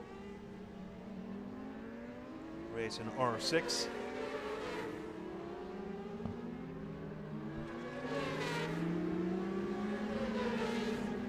And it is still Michael Sweeney in 4th, the 2 Honda 600 in his field of vision. Kevin Keys extends his lap ever so slightly, 2.6 of a second now, with another fastest lap, 54.983. All the other riders are in the 55s or greater. For the moment, it's Kevin Keys who leads from Oisin Maher. Emmett O'Grady in the cup battle, Jack Queerty, number 267, leads Michael Gillen and Brandon Kavanagh. We are focusing on our leaders as they come into the field of vision. It's still Oisin behind Kevin Keys. Emmett O'Grady. See if Michael Sweeney can break out of that P4 for the moment. Not just yet. Kevin Baker overhauls Jack Queerty for 5th position on the road. Kevin, of course, in the Pro Championship. Jack Queerty is still a Supersport Cup rider. We're looking at Michael Gillen, who is in a battle with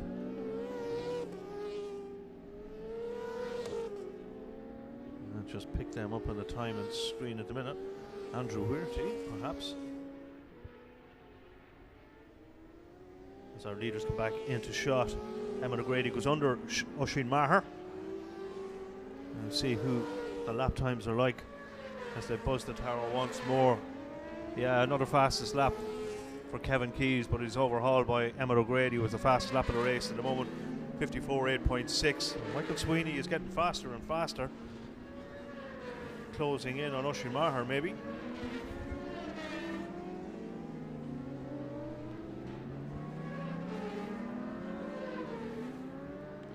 As we look at Oisin trying to reel back in, Emmet O'Grady ran slightly wide on the outside of turn 3, which will give him a greater drive into turn 4, but he's not in a position to make any moves on Emmet O'Grady at the moment.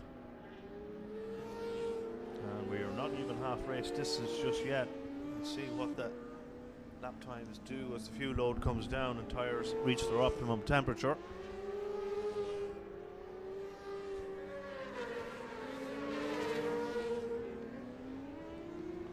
Fastest lap still for Emmet O'Grady, who puts in a fastest sector 1.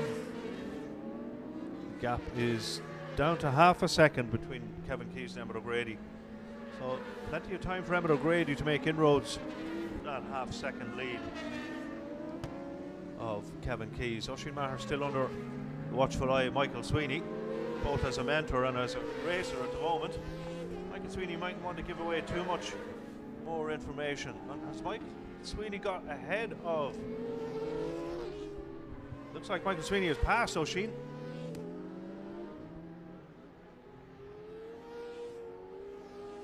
We'll check your riders as they come into shot another time. Michael Sweeney's passed Emmet O'Grady, who is dropped back to 4th position at the moment. So your leader board looks slightly different, with Kevin Keyes leading from Oisin Maher and Michael Sweeney. So it must have been a bit of an issue for Emmet O'Grady somewhere there, because his last lap time was a 56.8 and he was in the 54, so he definitely dropped over 2 seconds in that previous lap, whatever happened. We need to keep an eye. We'll take a look. Don't think we have a replay of what happened there, but we will continue with the leaders. The 9 laps of 14 completed. Fastest lap of the race still for Emmet O'Grady, but it wasn't his last lap was the fastest. So he's got plenty of time to make up for that and see if he can hunt down Michael Sweeney, who will have Oisin Maher on his mind. Nicely done from Oisin around Southside Motor Factors. This will be coming up to 2/3 race distance with 4 laps left. It's still Kevin Keyes with a gap of a second back to Oisin Maher. Michael Sweeney still in 3rd. In the cup positions, it's Jack Weirty who leads Brandon Kavanagh from Michael Gillen.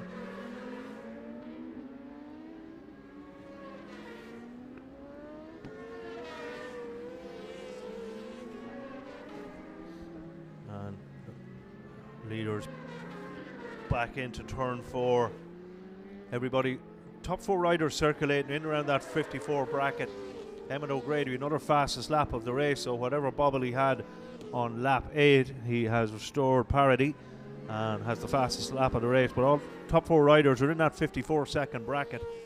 54.8, 54.9, 54.8, 54.5. So it's not all over for Emmet O'Grady yet. He has lots of time to size up Michael Sweeney on the R6. And the riders head out to turn 3. Watch, see if Emmet can make any inroads. He does close the gap to Michael Sweeney, but there's no room to get under just at the moment.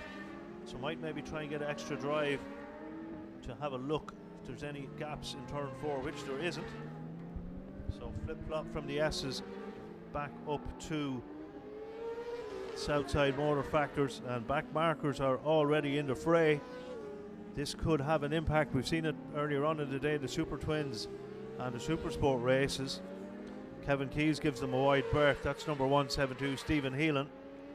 And hopefully all 4 riders can get past before turn 1. Stephen Heelan does his best to get out of the way, but that's cost a lot of time for Michael Sweeney and Emmett O'Grady. Nothing much really Stephen Heelan could do about that. It's just an awkward place on the circuit to encounter traffic. And we're on lap 12 of 14. More pack markers in the fray. That has allowed Oisin Maher to close right in on Kevin Keyes. Now, we've seen Oisin earlier on make a braking manoeuvre on Kevin Keyes, and he's done it again with 2 laps left to go. Well, let's see which is the bike with the fastest, bigger top end. At the moment, it's Oisin who's able to drag Kevin Keyes down the line, and Kevin, he just went a little bit wide there, showed a little bit too much space to Kevin Keyes. So Kevin Keyes is going to look at that.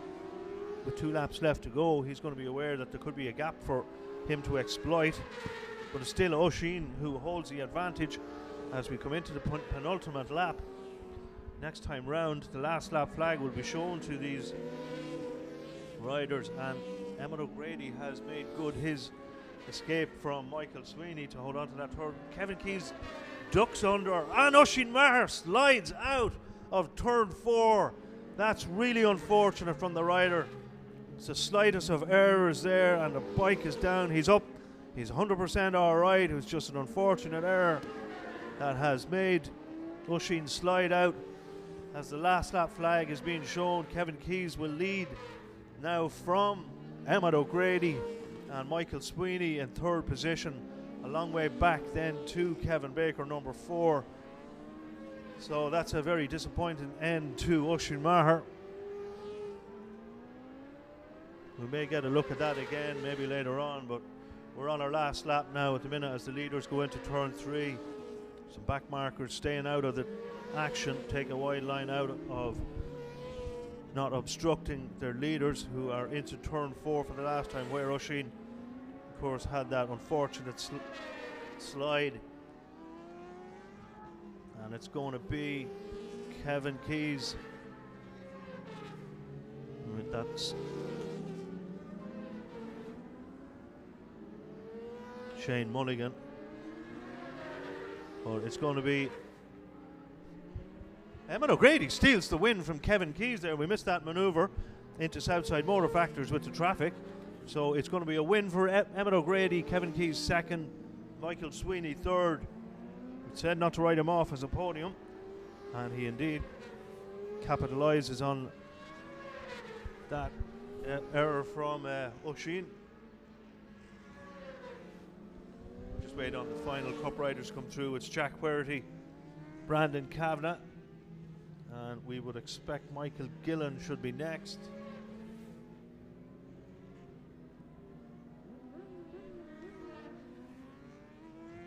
Yeah, so your Cup podium will look like Jack Querty, Brandon Kavanagh and Michael Gillen, with the win going to Emmett O'Grady from Kevin Keyes and Mick O'Sweeney, who are already back in Parc Fermé.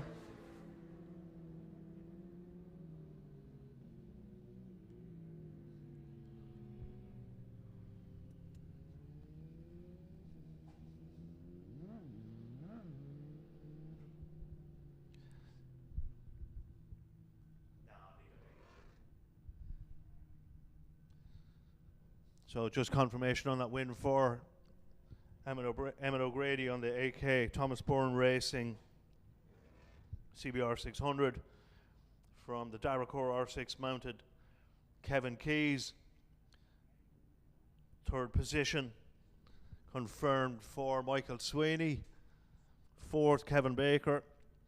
The Cup podium is Jack Querty, Brandon Kavanagh, Michael Gillen. 8th position, Des McKessie. 9th, Keith Richardson. 10th position on the Triumph 675R, number 87, James Walsh. 11th position, Keelan Smith. 12th, Liam Chalk, number 44. 13th, Gary Riley. Vinnie Brennan was 14th. Shane Mulligan 15th, Stephen Tobin 16, 17 Alex O'Grady. Super Sport Cup rider Jack Mears was 18th, and Stephen Heelan was 19th. So lots of drama in that last Super Sport race between the Cup and the Pro riders. And with our podium celebration already underway and prepared, we will hand you over to Fergus. Thanks very much, Andy. Another fantastic race, Supersport. They've really been the stars of the weekend here. Great performance there by Emmett O'Grady, and a great battle too in the Supersport Cup, the Principal Insurance Supersport Cup, and that's where we're going to start with third place. He's had a couple of wins already this weekend. Had to settle for third this time. It's Michael Gillen. Michael, somebody give Mick a bit of a nudge there. Michael Gillen, we need you up on the podium. Second place, the first time we've seen him this weekend, is Brandon Kavanagh. And our winner, having started at the back of the grid in the first race today and moved himself up all the way along, it's Jack Huerty. Well done, Michael. Well done, Brandon. Up there. And well done, Jack. Michael, you have to be happy with that weekend. Oh, very happy, yeah. I set my personal best start time on this race as well, so very happy with that. Can you tell me what it was? I think the 56.5. That's pretty good going, well done. Yeah, so I'm really happy. The bike's going really well now, so I'm very happy. So it took a while to get it set up, but we're getting there now, finally. I just think it's fantastic to see you up here after the way your last weekend ended, to see you here with 2 wins and then up on the podium as well. Fantastic, well done. Brandon, we expect to see you up here more often. It hasn't been your best weekend, has it? No, I expect to be up here more often myself, but it's good to finish off the weekend with get on the podium, right up behind Jack there. Nearly made the pass in the last corner, but it was too tight, so happy. Yeah, it was a great battle with Kevin Baker in there in the mix as well to watch out for. I know he's not in the cup, but he was just ahead of you guys.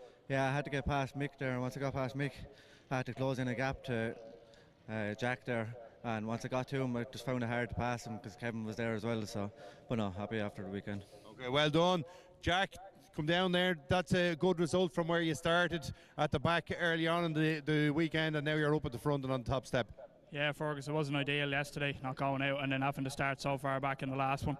But I put the head down in that one there. I wanted to win this race, so it was great to be in battling with the likes of Kevin and all that. Them lads are great experience, great to learn off, you know. So you've learned a bit today, have you? Oh yeah, learned loads this weekend. Always learning, never stop. Okay, well done. I presume there's loads of people to thank as usual. 100%. I wouldn't be able to do it. My mum, my dad, Declan Madden, DM Groundworks. Mick Huerty's very good to me, and James Kennedy. Unreal. The lads are so good to me, it's not even right. So thanks, lads. Okay, well done to our top 3 in the Supersport Cup. We'll just get ready now for the Superbike overall podium. We'll get the trophies out.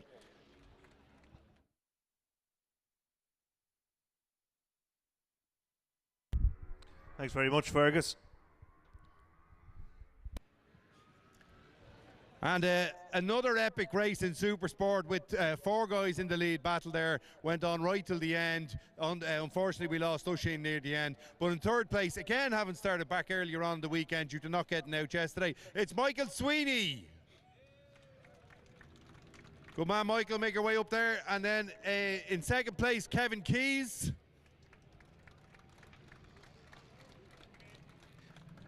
And our winner after a last lap manoeuvre up at the last corner, it's Emmett O'Grady. Hello, Kev. Well done, Mick. Cheers, boss. Thank you. Well done, Kevin. Well done, Emmett. There you go. See me sliding there for a second. Howie, Mick. All right, yeah. You had a good weekend. You didn't get out yesterday, but are you enjoying it now that you're out there? Yeah, definitely bloody hard work. You know, come from the back of the grid earlier on to get a grid position for this, and we put in a couple of quick laps at the start to reel the boys back in. But once I got onto the back of them, they kind of upped it a little bit, and I got a couple of big slides. But it's nice to be in the pack with these. These are regulars here, and So I'm gonna probably might make myself a regular and see can I get a little bit further up the podium. I have to say the three others, because they're in a championship battle, they've all really upped their game this weekend. So for you to be able to keep up with them coming fresh into it is quite good going. Yeah, definitely for me. You know, I'm not. Sometimes sore checkers don't suit me. Like we made a lot of changes to the bike after the TT, and they seem to be working now. So I'm really happy. So we'll be down for the next one. Okay, great to hear that. Now we move on to Kevin. Kevin, second place. Second place, lost it on the last corner. How do you feel about that? Tired because I fell asleep. No, it was a good race. I didn't realise there were so many of us in the group, and I led from the start, and I seen Oisin make the move on the last lap, and I was like, right, or second last lap, and I was like, right, it's only me and Oisin. You know, I didn't realise there was so many, and Oisin, I seen he was down at the back of the paddock on the last lap, and I was like, all right, I can relax a little bit here. Next thing, Emmett arrives up me inside. So yeah, it was a brilliant race. Fun. I wish I knew there were more there. Okay, well done on your weekend. One more race to go in Superbikes later on. Same for Emmett here. Looks like they're ready with the next race, so we'll have to be quick with this one. Emmett, what are your thoughts on that race? Yeah, I just repaid Kevin for the favour yesterday, so that was one box ticked. I didn't see that Mikko, when Oisin went down, I knew Mikko would be happy enough to be on the step here, so I know that he wasn't going to come back. So played it smart. I seen that he struggled in a small bit with back tyre, so I seen the gap and I just went for it. So happy. Thanks to all the sponsors, Tozzy, AKR, the whole lot, tag team. Can't do without them. Okay, sorry for cutting that one short, but we're already into our next race, so we need to hand back over to Andy at the top of the tower. Thanks again, Fergus. So we already have our final Declan Madden Groundworks Junior Supersport Moto 1 and Moto 3 riders out on the circuit ahead of their 8-lap race to wrap up their weekend.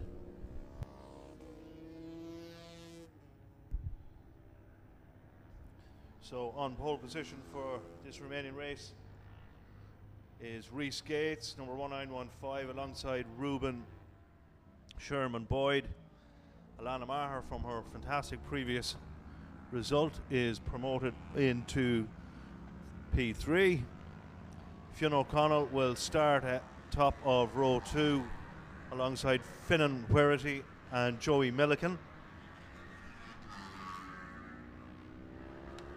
Fionn Stevens takes up row 3 from Rory Creeth and Matthew Long.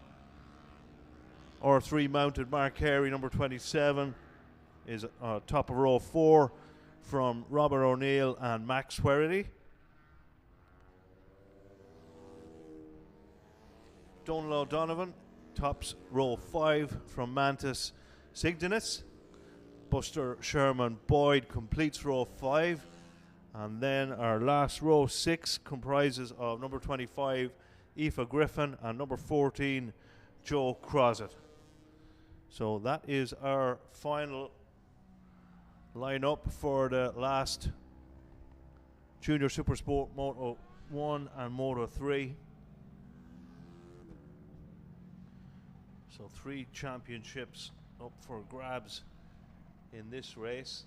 You have the Moto 1 class, Moto 3 class of Finan Huerity with the NF250R Honda versus the Moto 1 Tianda 300s, and then the Junior Supersports of the Yamaha R3s and the Kawasaki Ninja 300s, 250s and 400s. So everybody almost in their position. We see our last rider pop up. Is this Aoife Griffin?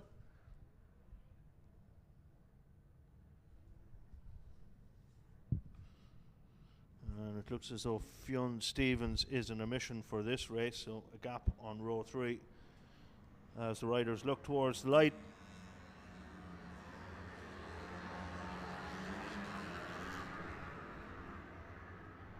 A good start made by Rhys Gates, but Ruben Sherman Boyd takes the bit by the teeth, and he pops his number 71 Kawasaki into the lead into turn 2.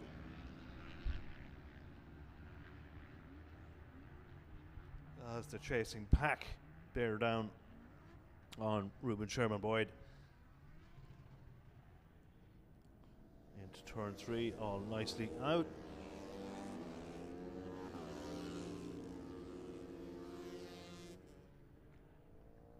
And turn 4 silts, he's Ruben Sherman Boyd. A gap of almost 1 second already. You'll definitely see the fastest starting lap for the Kawasaki mounted rider, number 71. Reese Gates doesn't want to let him get too far away, or he will control this race from the front.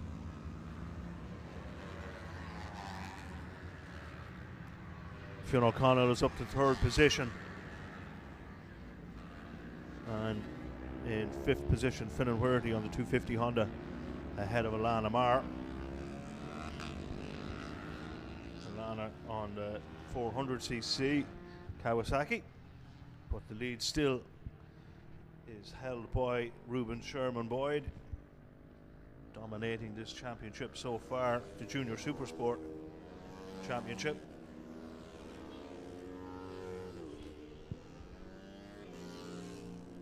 As we watch the riders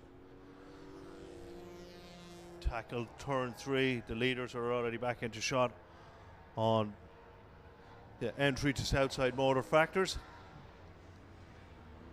Reese Gates in 2nd position from Fionn O'Connell. Alana Marr back to Finn Huerty. Finn Huerty back to Alana Marr. Wrong way around. Then we have Joey Milliken, Rory Creeth, Matthew Long, and Mark Carey, number 27 on the R3 Yamaha. Followed by Robert O'Neill, Max Huerty as the leaders.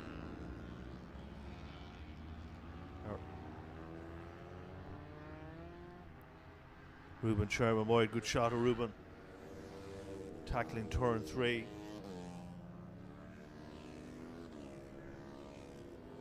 On the 400cc Kawasaki Ninja.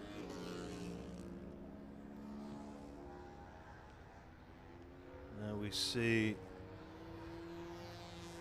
Reese, has he closed the gap just slightly, but not enough to put any pressure on Ruben Sherman Boyd at the minute. And we'll keep an eye on that gap. It was 0.5 of a second last time around, still around that 0.4, 0.5, very little in it. The rider standing on the brakes.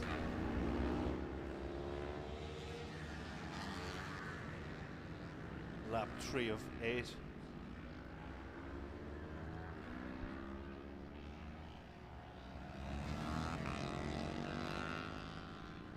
And Reese Gates has closed the gap nicely, and he's in a position to challenge Rubens and is alongside him. So let's see what he plans to do in turn 4. Just let off the brake a little bit earlier. No, but he'd maybe sit there for a couple of laps just to see any gaps that Rubens leaves open. He moves out of the slipstream, have a look. Not quite close enough just yet. That final sector, Ruben is very strong to get out of turn 4 and into Southside Motor Factors. So currently the lead is Ruben Sherman Boyd, Reese Gates and Fionn O'Connell. From Finn Huerty, Alana Maher and Joey Milliken. But then again, 3 separate races going on within this combined Declan Madden Groundworks Junior Supersport Moto 1 and 3 race. Watch the leading trio tackle turn 3. And over the crest of the hill, back to turn 4. Gap last time round was 0.462. We'll keep an eye on that gap the next time they pass the tower, which will be half race distance. The dangle of the leg from Rubens, keep the bike steady. There goes Finn Huerty. Here comes Alana Madden, followed by Joey Milliken. Rory Creeth is next. Number 27 with the white helmet is Mark Carey. as the leaders exit turn 1 already. 3 laps remaining. The gap has stayed at 0.4 of a second.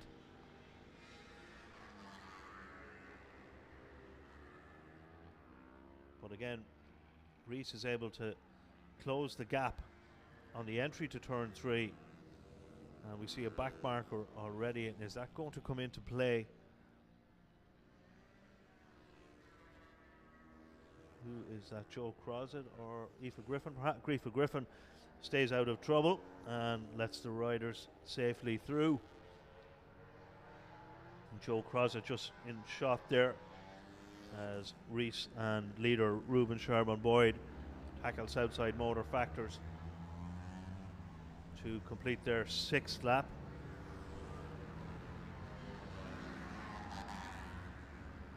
So next time around, the last lap flag will be prepared for these riders. Fionn O'Connell still in 3rd position. Joe Crosset keeps to the right hand side of turn 2, let the leaders past. Sensible decision. And again, you can see Reese close the gap, but just can't seem to impact the lead that Ruben has. Stayed at 0.4 of a second. It's not that there is a gap, it's just that Ruben is riding so really perfectly. His lines are really smooth. He's not leaving any spaces for Reese to get stuck under. Of course, Reese only new to racing.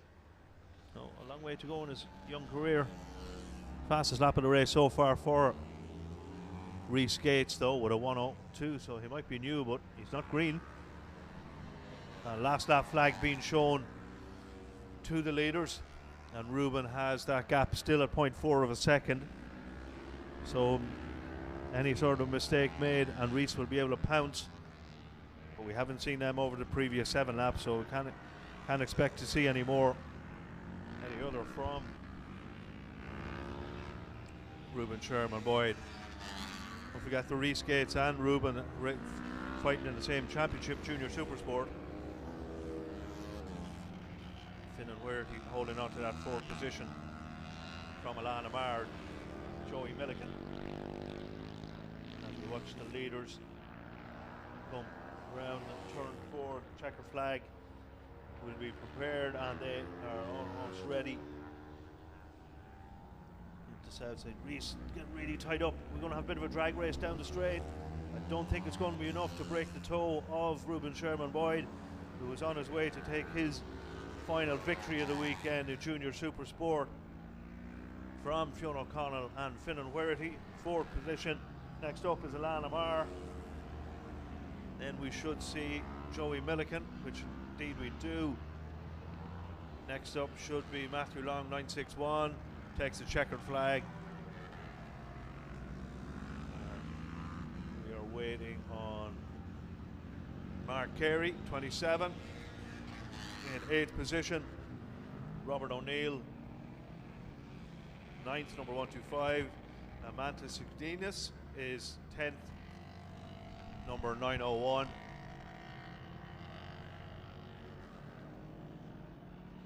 As Donald Donovan, Joe Crosset, Aoife Griffin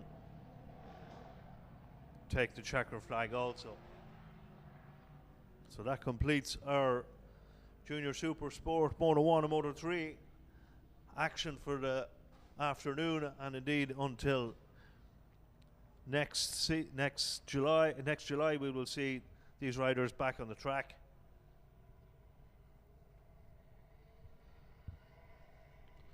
So again, classification for Junior Supersport, the win will go to Ruben Sherman-Boyd from Reese Gates. 3rd position, Alana Maher in Junior Supersport. The Moto 1 win will go to Fionn O'Connell from Max Weirty. And the Moto 3 victory goes to Finn and Weirty.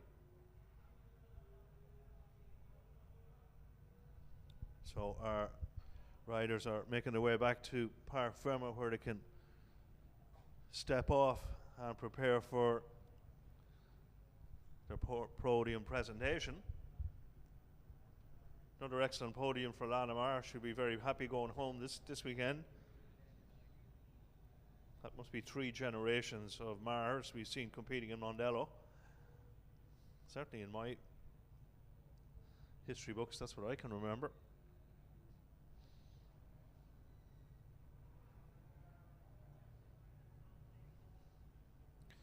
So it looks as though we're ready to go on our podium. So over to you, Fergus.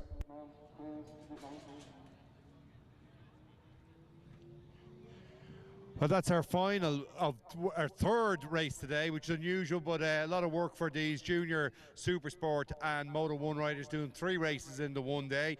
And yet another good performance there by some of our young riders, and we're going to call up the Moto 1 class as usual first. We've only got 2 finishers in the Moto 1, and second in that was Max Werrity.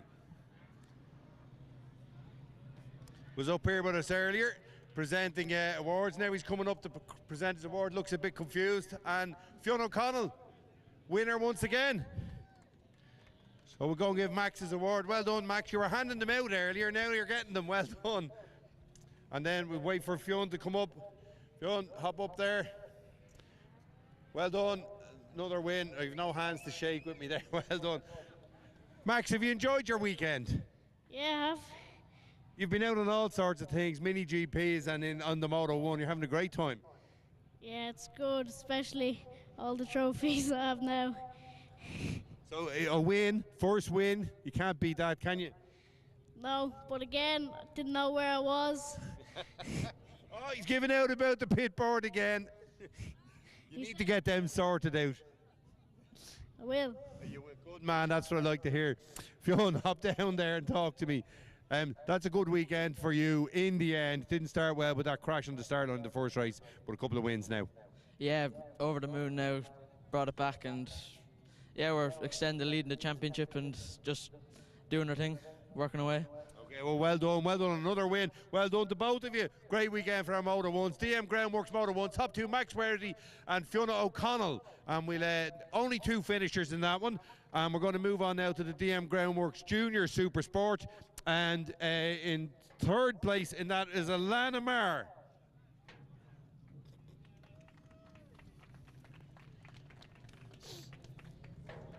Second place is Rhys Gates.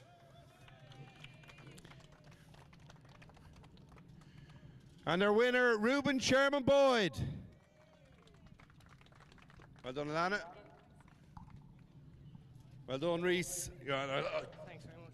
Trying to take my job there.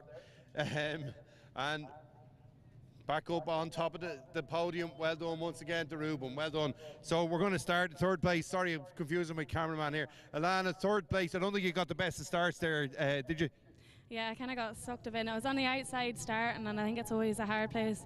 You don't want to kind of cut across the group in case of someone coming through and they catch each other. So I don't know. I'm probably a bit too nice going into turn 1, I think, off the start. But look, yeah. But still, anyway, after the weekend started, which you're nearly not getting here, I think you have to be happy with the way it's turned out. Yeah, in fairness, starting from the back of the grid in the first race because I know qualifying to have 2 podiums, I'm happy. Okay, very well done. Rhys, another podium, another 2nd place, but I'm sure you'd prefer to be up on the top step. Ah, yeah, but sure, look, Ruben Sherman Boyd put up a great battle, and yeah, that was nothing really. It was hard, was it?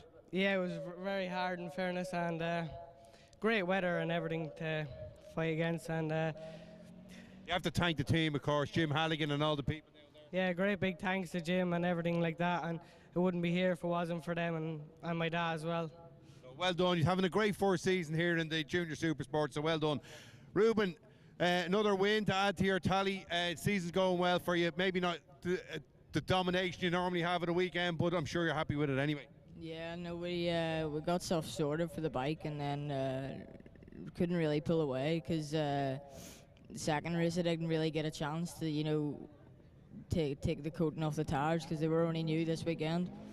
But yeah, we won 2 races out of the 3. Well done to our top 3 in the DM Groundworks Junior Supersport. Alana Marr, Rhys Gates and Ruben Sherman Boyd. And we're almost ready to go with our Megabikes Ballymount Twins Championship, the Super Twins and the Production Twins. So we'll hand back over to Andy.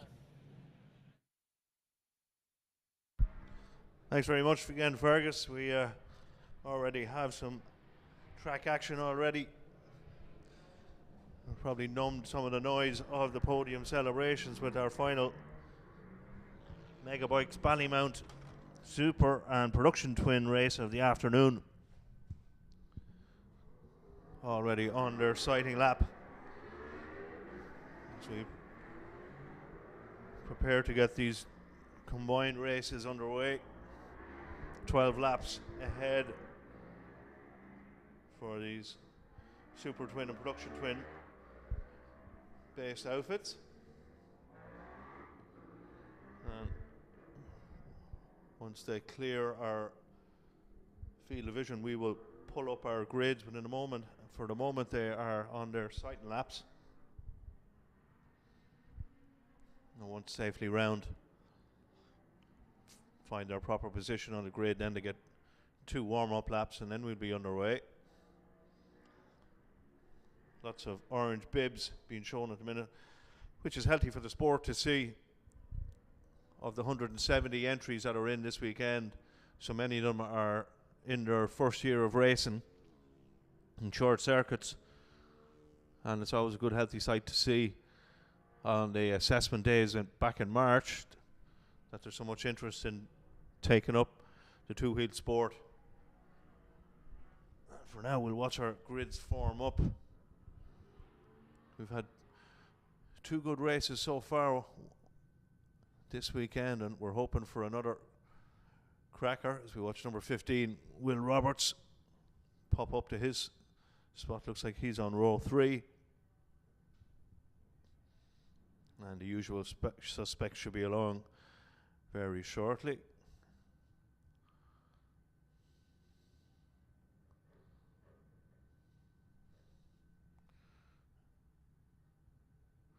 Oisin Maher is already at his post. No ill effects from that little slide in the Supersport race.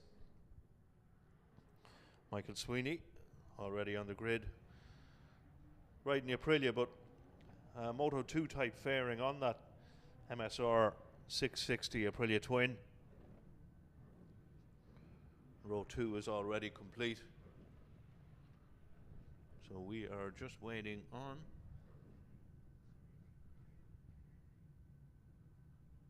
I don't know what we're waiting on. Looks as though we have an omission from the front row of Dara Crean. So we can't see him anywhere dotted around the circuit. So it would appear that this race is going to continue without Dara's participation. Now, I'm not quite sure he had a mechanical. He was running strong in the previous races.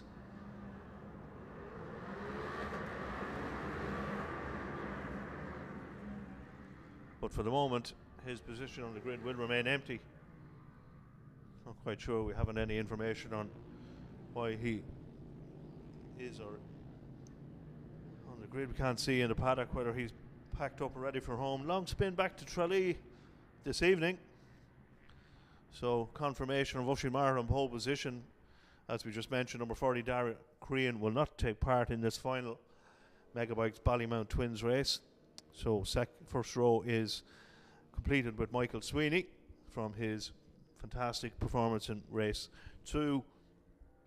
Keelan Smith heads up row 4 alongside Kevin Baker and Stephen Tobin, running number 50 this weekend.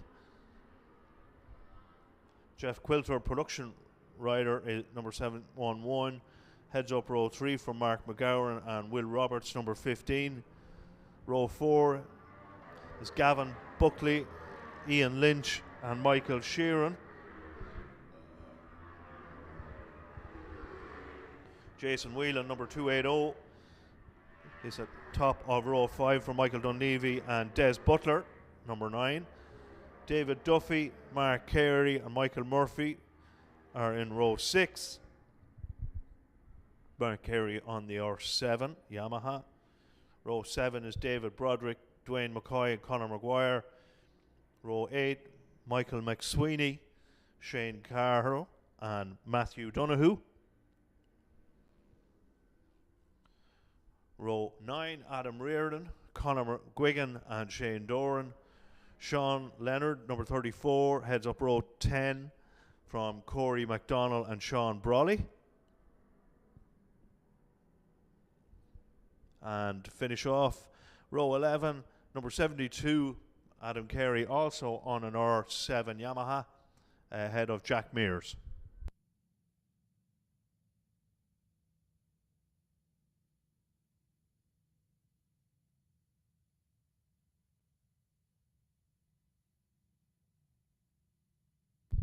This race kindly sponsored by Megabikes in Ballymount, suppliers of some fine motorcycle apparel and new and used motorcycles. Check out their website, megabikes.ie.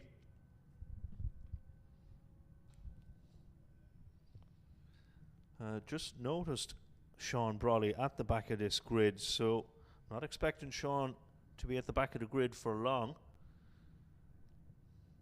with his performances in the first competitive meetings that we had earlier on this year. We'll check his progress. Good start from Michael Sweeney. Oisin Maher got the front wheel in the air, so that's cost him a little time. So let's watch Michael Sweeney take the lead into turn 1.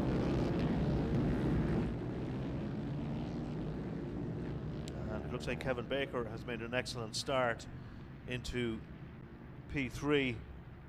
He's ahead for turn 3. So it looks as though Michael Sweeney leads from Oisin Maher and Kevin Baker on the Kawasaki ER6. And Oisin will be mad to capitalise on that mistake that he made on himself, so he's going to try and make up some time on Michael Sweeney. Similar spec to Aprilia's, of course. And that is Kevin Baker. Keelan Smith is running forward. Ran a little bit wide in turn 4. Southside Motor Factors, my apologies. And Stephen Tobin is 5th. William Roberts is 6th, number 15 on the Super Twin.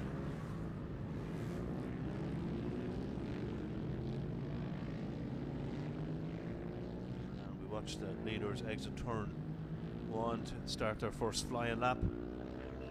Still Michael Sweeney from Oisin Maher.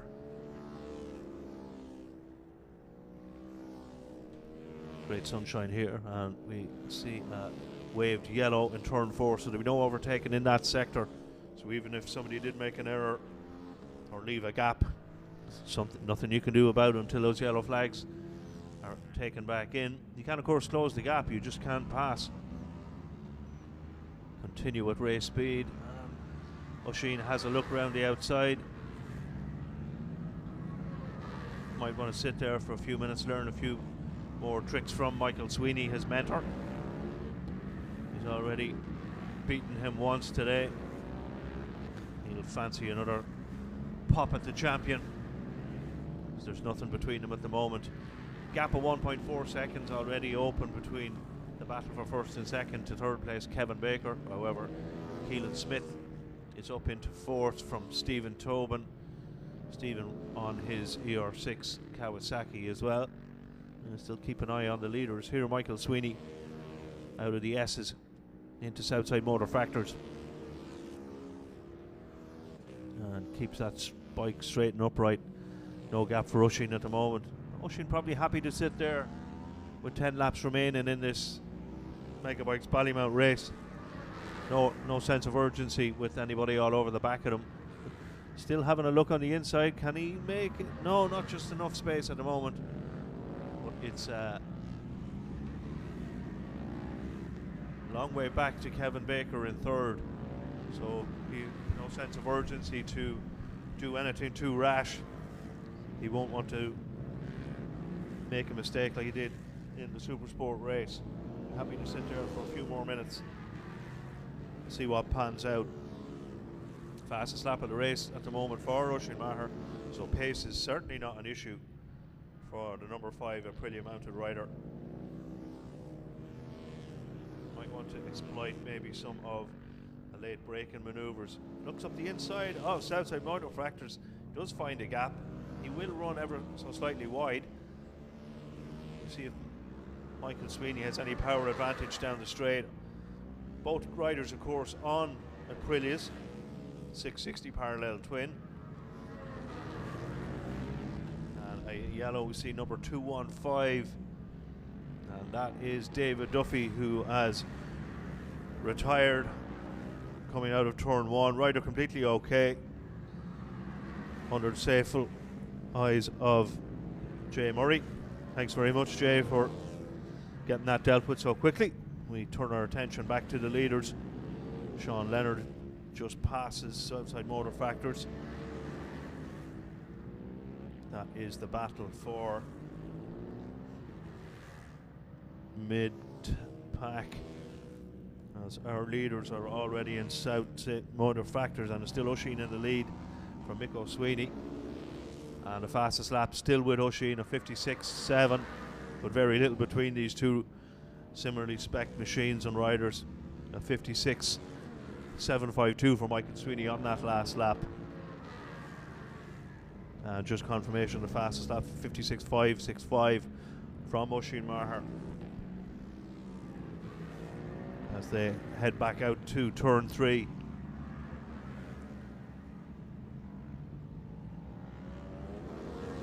Good steady progress from Oisin on the Aprilia.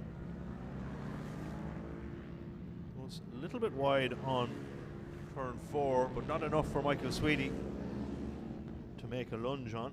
I think the only possible way that Michael Sweeney will get past Oisin is if he either makes a mistake, outbrakes himself, or leaves a gap, or unless Michael Sweeney can do something strong on the brakes into some of maybe the hairpins of Southside Motor Fractors or turn 1. But for the moment, it's Oisin Maher still in the lead from Kevin Baker, somewhat back adrift in third position, 10 seconds adrift of the leaders. That's Will Roberts. Will is back in 6th place, so that's the battle for 6th, 7th and 8th between Mark McGowan and Jeff Quilter.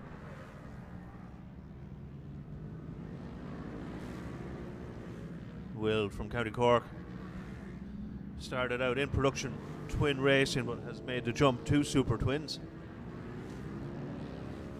The gap from second to third has increased to 12 seconds now as we watch Oisin Maher bop into some traffic.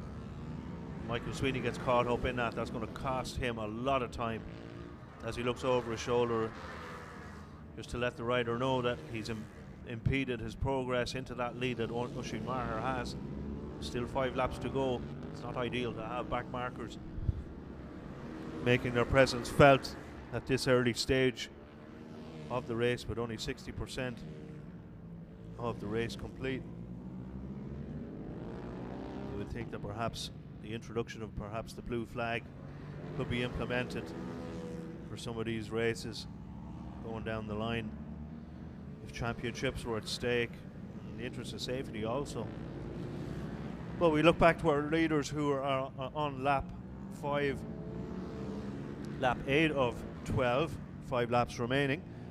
It is Oisin Maher and Mick Sweeney back into 2nd place, but you're going to see the gap of probably a second between the two riders after that coming together with the back markers.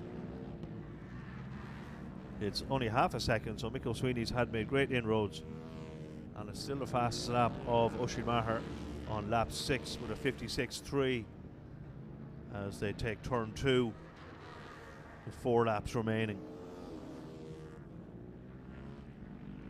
See if Mick can make any inroads on the entrance to turn 3, which he can't really. That's another back marker, sits up to stay out of the way. And lets the two leaders, Oisin Maher and Mick Sweeney, through. And we have another back marker, but should be able to blast past him on the straight. Shouldn't really get in the way. That's number 916, Gavin Buckley. And Mick O'Sweeney goes under Oisin Maher on turn 1, so I think Oisin just maybe gave a little bit too space to Mick O'Sweeney. Mick couldn't refuse not to take the opportunity to capitalise on that space that Oisin left. So Oisin has it all to do all over again, and back markers are in the way again. It shouldn't really get in the way of Mikko or Oisin at the moment at this part of the circuit, but with the back markers all over the circuit now, really it's just adding to the problem that Oisin has, with still 3 laps to go. As we look at number 95, Conor Maguire, Oisin is stuck behind Mick O'Sweeney for the moment, so he's going to have to conjure up another way of getting past if he wants to bring his master to. Oisin does go under Michael Sweeney, but had to run wide, pick the bike up. Mick O'Sweeney went under Oisin along turn 1, turn 2, and now they're heading out to turn 3. And the last lap flag is being prepared when they come around turn 3, turn 4 at Southside Motor Factors for the next time. They'll be greeted by the last lap flag, yellow with a black cross. So it's looking very settled for Mick O'Sweeney, who's also put in the fastest lap of the race with a 56.3 on lap 6. So Oisin is going to have it all to do if he wants to take another win home tonight. So you can see the last lap flag being shown to Oisin and Mikko. So just a few corners left. Last lap was a 57.5 for Oisin. Michael Sweeney managed a 57.1, so there's a half a second between the two Aprilia mounted riders for the moment. Oisin's got a lot to do as they enter turn 3 for the last time and sweep out over the brow of the hill into turn 4. I don't think Oisin has enough in the tank to go just now. One corner left. All he could do maybe is do a last minute break and maneuver. I don't think he's close enough. Even with back markers in the way, it's going to be Oisin Maher looking with no way past Michael Sweeney. Sweeney is going to take his first win of the weekend in the Megabikes Ballymount Super Twin class. So Oisin might be a little bit upset with himself about how easily he left Sweeney through in the end, considering how well he'd been riding in the middle part of this race. But it's the win for Mick O'Sweeney and the fastest lap as we wait on Keelan Smith to take the checkered flag and complete the Super Twin pair podium. Stephen Tobin is next, and Will Roberts is just exiting the Southside Motor Factors. He should be next in to take the checker flag, number 15, and he does. Mark McGowan and Jeff Quilter. Mark McGowan and Jeff Quilter are the production twin winners, and we should expect Michael Sheeran to complete the production twin podium, as they do indeed.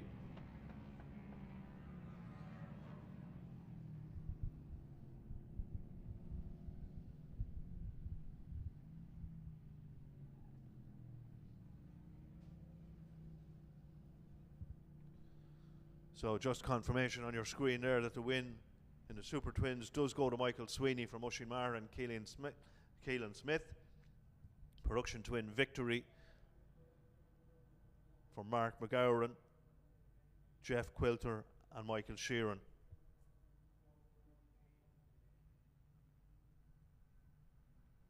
Des Butler comes home in 11th, ahead of Conor Maguire in 12th.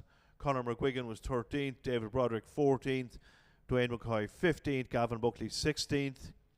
17th was Matthew O'Donoghue. Shane Doran 1 lap back in 18th. 19th was Adam O'Riordan, and in 20th position was Shane Carroll. So our riders are being held in the technical area just for the moment. Make sure all our bikes are legal.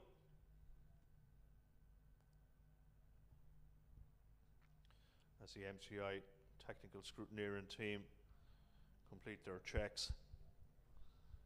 We'll have a slight delay to our podium in the Megabikes Ballymount Super Twin and Production Twin podium presentations.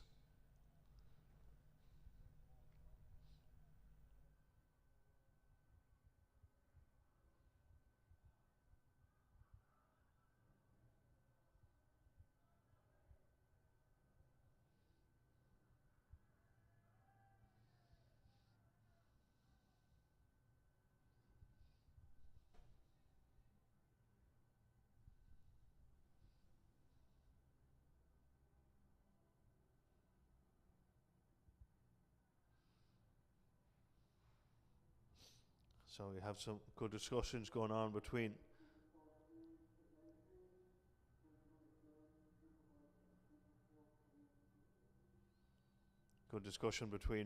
Mikko and Oisin about their dice in that last race, as we have our bikes still held in Park Fermat. Have a check on that they all conform to the regulations. Production Twins must remain standard suspension,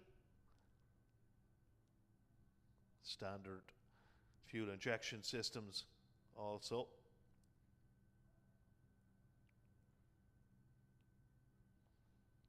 So good to see the technical team that are completing their checks on those bikes, but we're happy to that's our begin final our podium presentations. Over to you, Megabikes Fergus. Twins race for the weekend. Great win there for Michael Sweeney. We're only going to be able to call up the top three overall, which is the top three in the Super Twin class, because the scrutineers have held on to a lot of the production twin riders, which is something that they need to do every now and then. So we're just going to do one podium this time. We have Kieran Hayes here from Megabikes, sponsors of the championship, who's going to present the awards. So in reverse order as usual, we're going to call up Kellen Smith, please.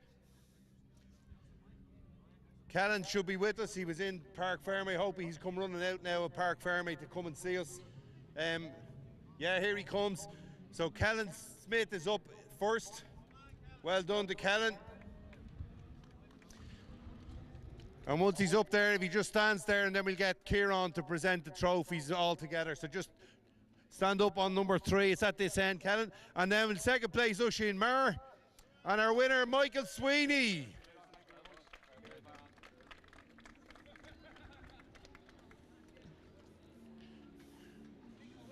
Thanks very much to Kieran from Megabikes.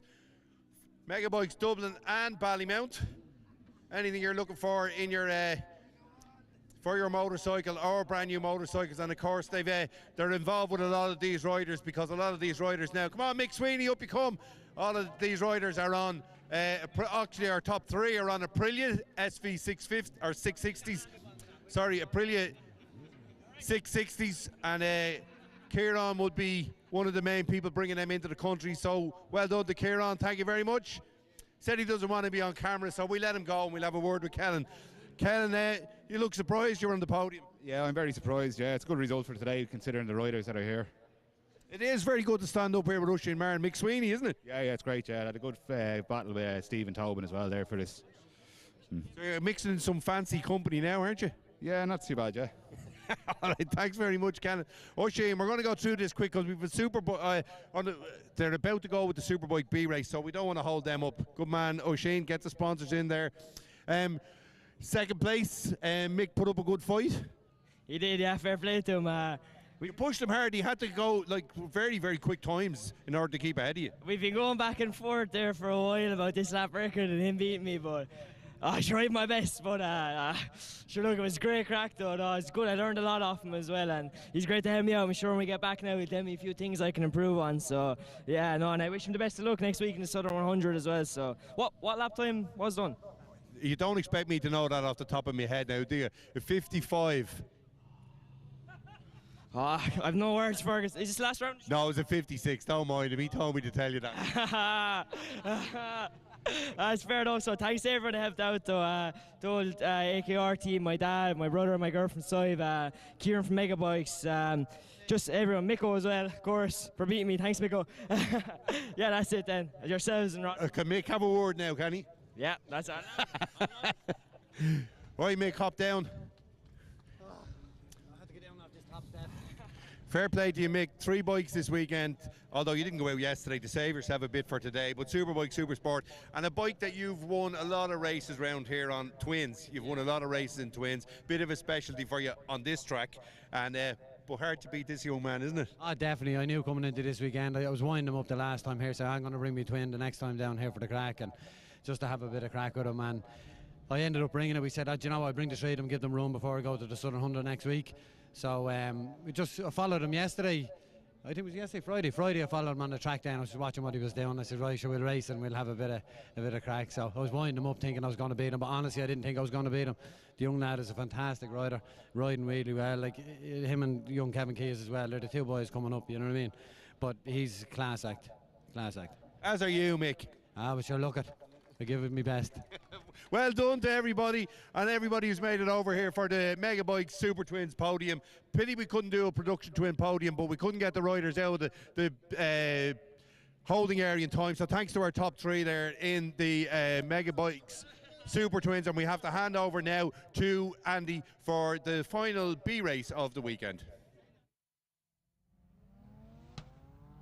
Thanks again, Fergus. We already have our grid in place for our final Supersport Superbike B race of the afternoon, which will be again a generous 12-lap race for these guys who we have an oversubscribed Supersport and Superbike grid in itself, so these riders have to get a B race to facilitate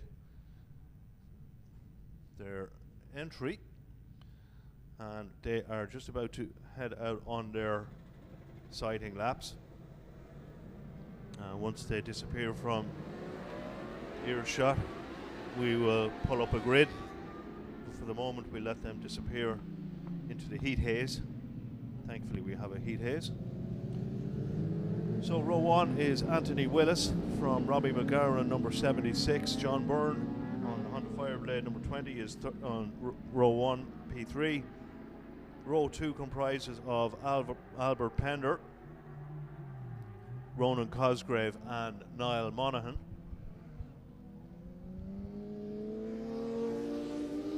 And John Griffin heads up row 3 from Trevor 4 and 144, and number 62 in the ZX10R, Graham Smallwoods from Derry. Ash McSweeney, number 936, tops row 4 from Ross Quinn, number 925. And 12th position is Colin Kerwick, number 238. Row 5, Graham Heaven, number 184. From Robert Toner, 133. Colin Walsh, 941. Row 6, John Cahill on the 750cc GSXR, ahead of Rory Flahav and Warren Kavanagh, completing row 6. Row 7 is Adrian Heaney from Lee Hillen and Noel Carroll, number 21, also on a 750cc Suzuki. Aaron McCann, number 951, tops row 8 from Wayne Gaffney and Dean Hickey. And row 9 is number 979, newcomer Adrian O'Driscoll.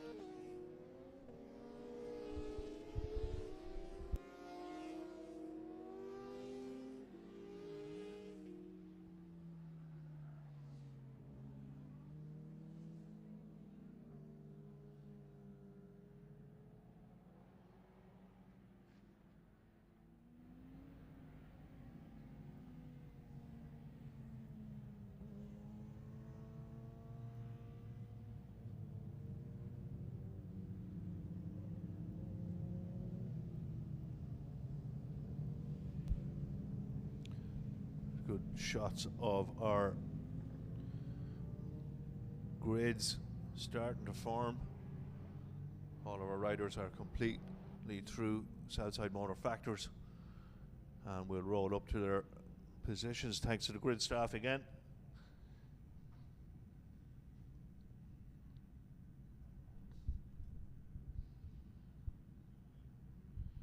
So the front row is R6, ZX10R and Fireblade. And the lights are on, we're almost ready to go. Good start from the 1000cc machines. Doesn't guarantee them the edge into turn 1. So let's see what we can have. It's John Byrne who leads into turn 1. He started from the outside of row 1 and made good his escape with the Supersport and ZX10 mounted riders behind him of Robbie McGowan, number 76, and number 935, Anthony Willis on the Yamaha R6. John Byrne is still in the lead.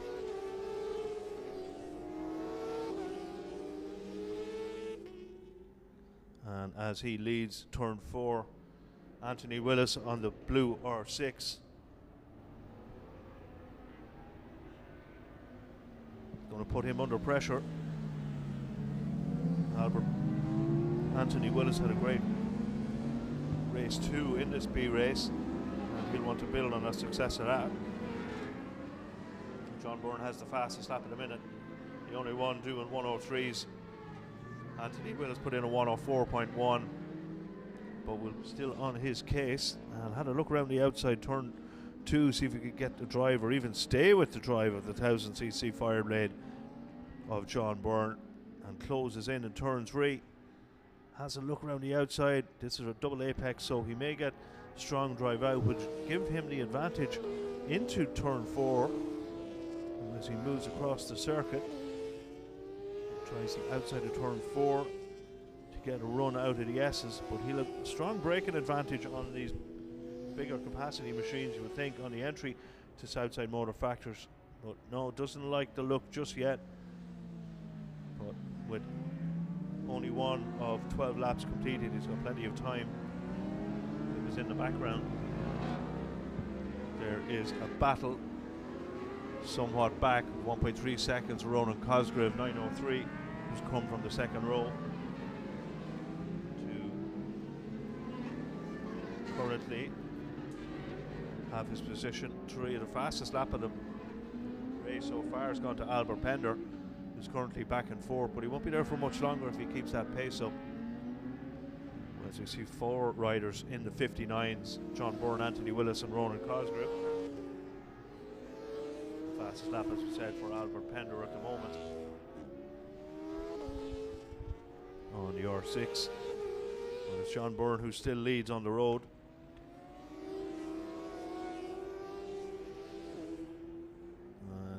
And has a small margin of an advantage, John Byrne. Power wheelie from 935. Anthony Willis will cost him a little bit of time. He sweeps over to the right hand side of the track to get different drive out of turn 1, which may be giving some momentum at turn 2, so that the 1000cc bike of John Byrne can't get the full advantage of that extra horsepower. But have a look at that maneuver on the outside of turn 3 from Anthony Willis, and he can hold that line and should have the advantage on the entry to turn 4, but loses the advantage to the experience of John Byrne, who will be aware that the next time round that he wants to take a really tight line into turn 3 to get as good a drive as he can and ride more defensively if he wants to hold on to that position, because the 1000cc extra horsepower isn't falling to his advantage. And Anthony Willis tries again up the inside of Southside Motor Factors, but it's the experienced John Byrne who holds his lead, and another wide line from Anthony Willis, starting lap 4 of 12. Not much between these bikes as they head out on from turns 2 to turn 3. John Burns runs a slightly wider line, doesn't want to let Anthony Willis round the outside, which would give him the inside line to turn 4. Currently it's nip and tuck between these two ambitious riders. John Byrne, number 20, and number 935, Anthony Willis. Robbie McGowan holds on to third position, number 76, on his ZX10R from Ronan Cosgrove, 903. Albert Pender, 428. Fastest lap of the race to Robbie McGowan at the minute on the ZX10R, back in third position, and that's him on the red bike. And again, Anthony Willis sweeps across to the left-hand side of the track. That's costing him some time. He might be better off maybe to just follow John's lines for the next couple of laps and see if he can expose any weakness within that Bunclody rider's armour. But not at the moment.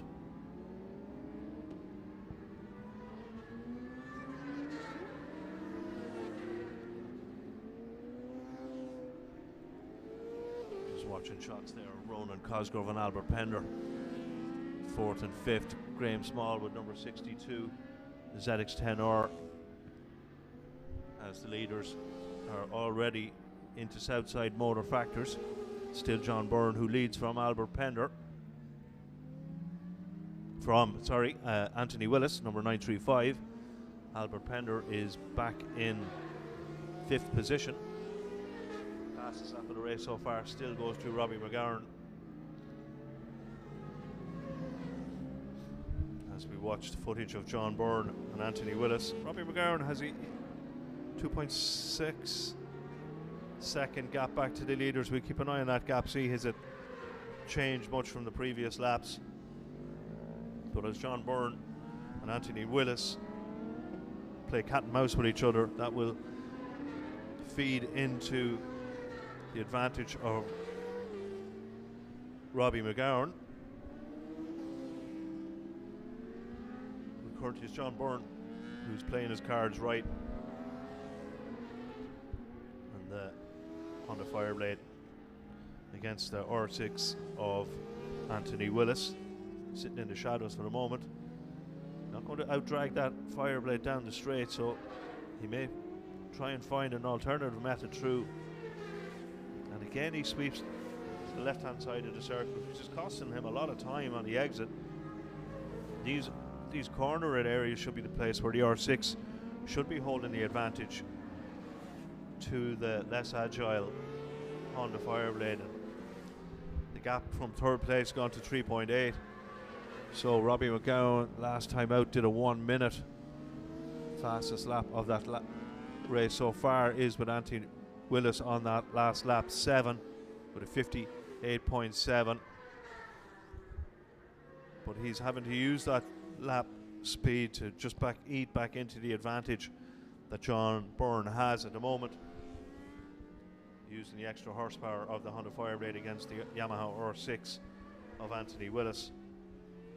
As we look at coming into shot 428, Anthony Pender on that white R6.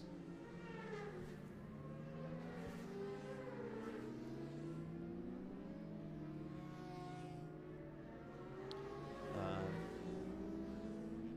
66% of the race completed. John Byrne has a gap of about half a second now to Anthony Willis. And we see some back markers starting to pop into the field of vision of the leaders, John Byrne and Anthony Willis. So this could be an awkward place for the back marker to discover that the leaders are on approach. John Byrne goes around the outside, Anthony Willis takes up the inside. Doesn't impede our progress too significantly.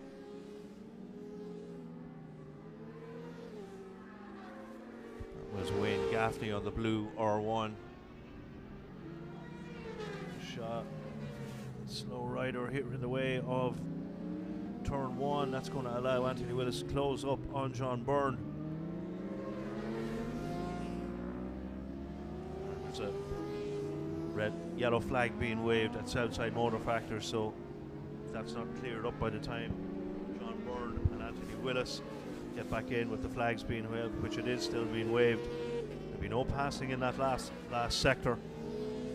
And the rider that was down in the Southside Motor Factors is up completely unhurt, thankfully. See another back marker come to the fray. Again, a difficult part of the track to pass. But both the leaders, John Byrne and Anthony Willis, do get past. So that's one less to worry about for now.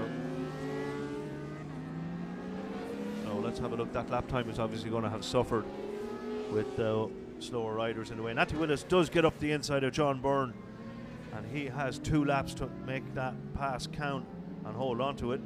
But John Byrne, we've seen in the past, won't like being mugged too much and will have something left in the tank, something to say about that. But Anthony Willis has already made good his escape on the entry to turn 3, penultimate lap. We see the last lap flag being prepared beneath us. Anthony Willis has extended his lead to about half a second in a minute as he comes into turn 4 for the penultimate lap, this final Supersport and Superbike B race. We watch the leaders come out into more traffic, which is an advantageous pace to find these riders, so they should be able to get past them on the start finish all right. So it's still Anthony Willis with the lead, picking up that last lap flag. John Byrne tries to outbrake, but gets caught with John Cahill, and that's going to cost him a lot of time. But meanwhile, Anthony Willis is also stuck behind a rider, but John Byrne, I think, suffered more, being hindered by John Cahill in that turn 1, turn 2 complex. Yellow flags have been removed from Southside Motor Factor, so that all the circuit is green at the moment for passing. John Byrne is only getting around the outside of turn 4 at the minute, as Anthony Willis holds the card for the last time into Southside Motor Factors, and it's going to be a win for Anthony Willis based on that manoeuvre that he made into turn 1 the last time around. And the checkered flag is being held, and it is a win for Anthony Willis. Second place to John Byrne. As we look further back, it should be Robbie McGarren, number 76, who takes third, and indeed he does. Wait now on Niall Monaghan. Should be with us next. Indeed it is. Graham Smallwoods then should be next up on the blue number 62 ZX 10R, followed by Trevor Foran and John Griffin. Colin Kerwick, Ash McSweeney completes the top 10. Ross Quinn,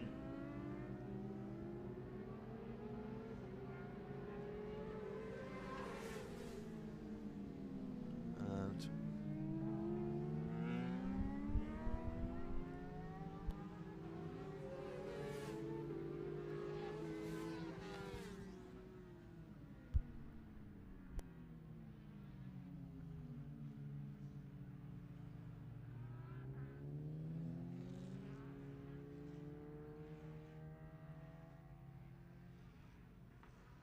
so our Superbike and Supersport B riders come back into Park Fermer for the final time this weekend, which will let us turn our attention to our last race of today. Got through our 15 race card quite well, progressed really nicely, it has to be said, incident free in the dry conditions that we've had here, that we long awaited from yesterday's deluge.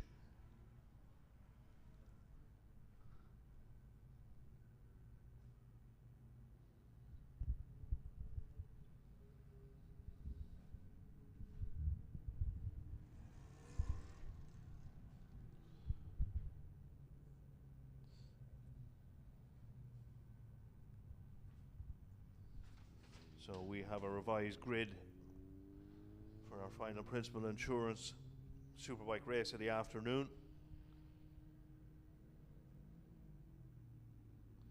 which we'll gladly share with you.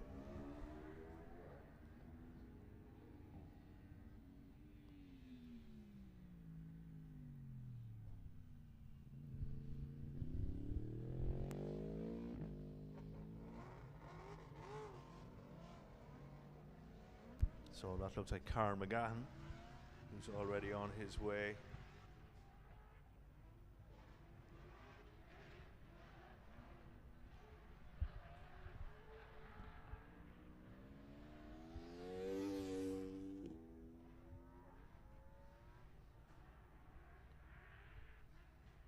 Carl McGahan circulating on his own at the moment. He'll be met by some of the grid marshals to hold off just for a couple of moments as pit lane isn't properly open.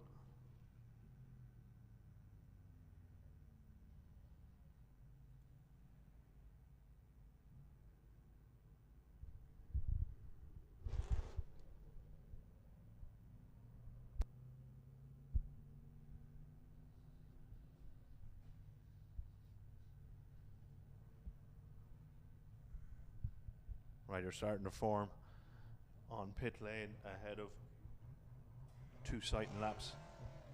We'll have some great interviews then from Jim Halligan before we conclude proceedings with 2 warm-up laps and a 14-lap finale to this afternoon's activities. And we will be back in Mondello Park in July.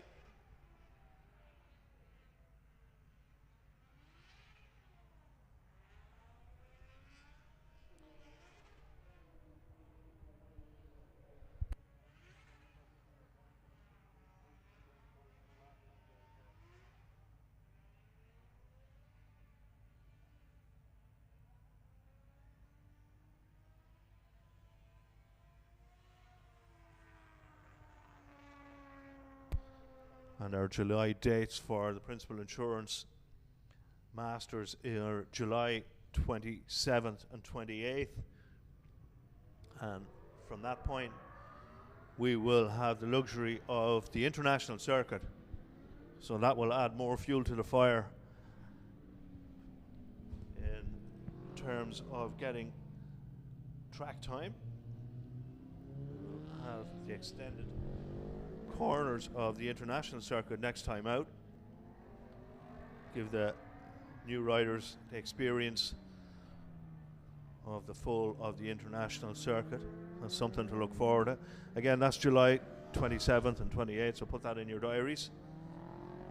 Obviously something else we'd like to see in your diaries is pick up one of those Motorcycle in Ireland whole shot tickets for €100 in with a chance of winning 150,000. Limited to 7,500 tickets.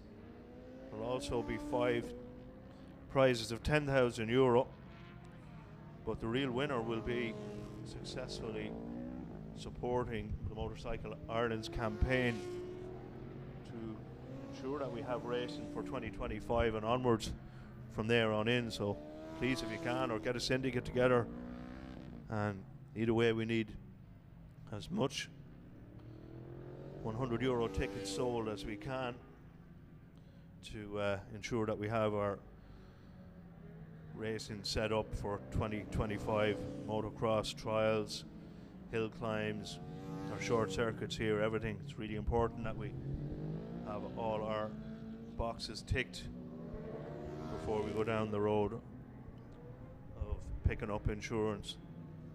So grids are starting to form here. You can see Emmett O'Grady down below the tower.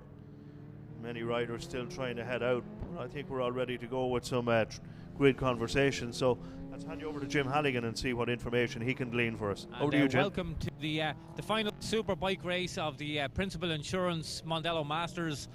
One of the first men back here was Brian McCormick on the Roadhouse Macau machine. Brian, having a good weekend? Yes, I know. Yes, it was good. We had a win yesterday. It's second in the first race today, but just had a little issue with stopping the bike. But maybe still a hangover from the TT. Just it's a little different trying to stop here down to second gear from 200 mile an hour TT. So you're expecting the 7 mile straight that doesn't come? Yeah, it comes a bit hot and heavy here in the short track, but it's looks no excuse. Kevin's riding really well as well, so it's just up to me now to get the finger out, as they say, and have a bit of crack at this one. Yeah, we're not seeing many wheelies. We used to see loads of wheelies in the grand final, which we don't have anymore. What would you think about the having a grand final again? Yeah, it's good to have that extra race and have the quicker 600 lads in with the Superbikes. It used to be very good, but look, we have enough racing going on now at the moment, so it's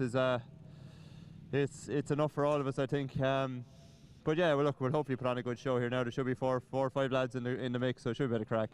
Good, well done, Brian. Good to see you here, and we'll go back to the second row, and the man looking for his pit crew here is Alan Kenny. Alan, bit of a tough day yesterday. Yeah, you could say that, all right. Look, these things happen. Kevin just tried to make a move on the inside. He obviously hadn't got the space and just hit the side of me. Both of us went down, but look, it happens. You move on. What can you do? I've done it loads of times myself. Yeah, no, look, it can happen to any of us. That's just the nature of the game we're in. So you just accept it, and today's a different day, and we just keep going. That's all we can do. How did you get on earlier?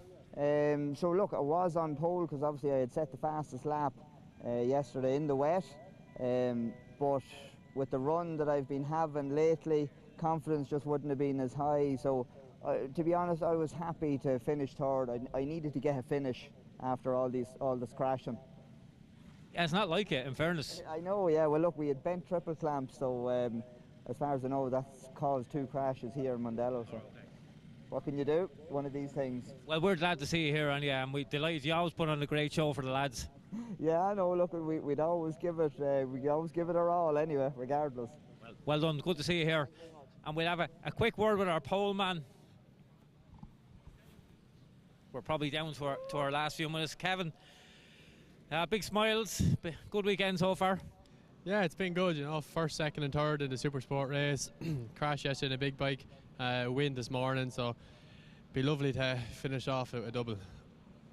So tell us, what's been changed since the TT on this? Nothing? I don't know if I'm allowed to say it, but my balls have got a little bit smaller. No, other than that, setting wise, we've just stiffened it back up a little bit. I changed handlebar position a small bit, widened it back out. Not much, to be honest, not much. No. Yeah, so you love the big R1 around here. It's the bike actually to really have around here, I think. Yeah, it's brilliant. The R1's working really, really well. I've adapted quite good to it.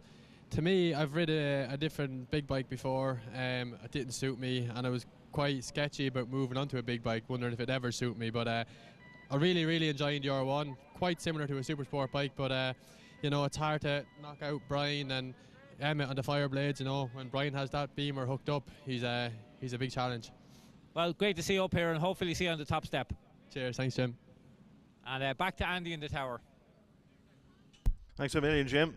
Good conversations going on there between the top riders. Great that they give us a little bit of time when they have other things on their mind before this race. Just an announcement, between garage 3 and 4 we need a car moved. It's a BMW 520D Estate, number 142D 11312. Could you please move your car? It's a BMW 520 Estate 142D 11312 in between garages 3 and 4. If you could please just move that, you're causing an obstruction. Thank you. So tyre warmers off. Paddock stands dropped for the final time this afternoon. It's been an absolutely sensational afternoon's racing, considering how difficult the conditions were yesterday. Such a relief to get this event run, and so many people to thank in the back teams of the medics and our marshals, our grid teams, and our track teams who've kept the show going. Race control, thanks very much. We've had a really enjoyable experience on the back of a really difficult one yesterday.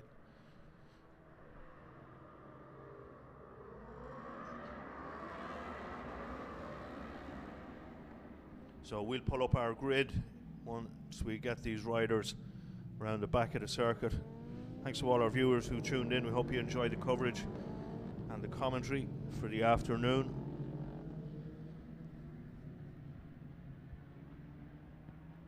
We watch our riders take one of 2 more warm-up laps for this final fling.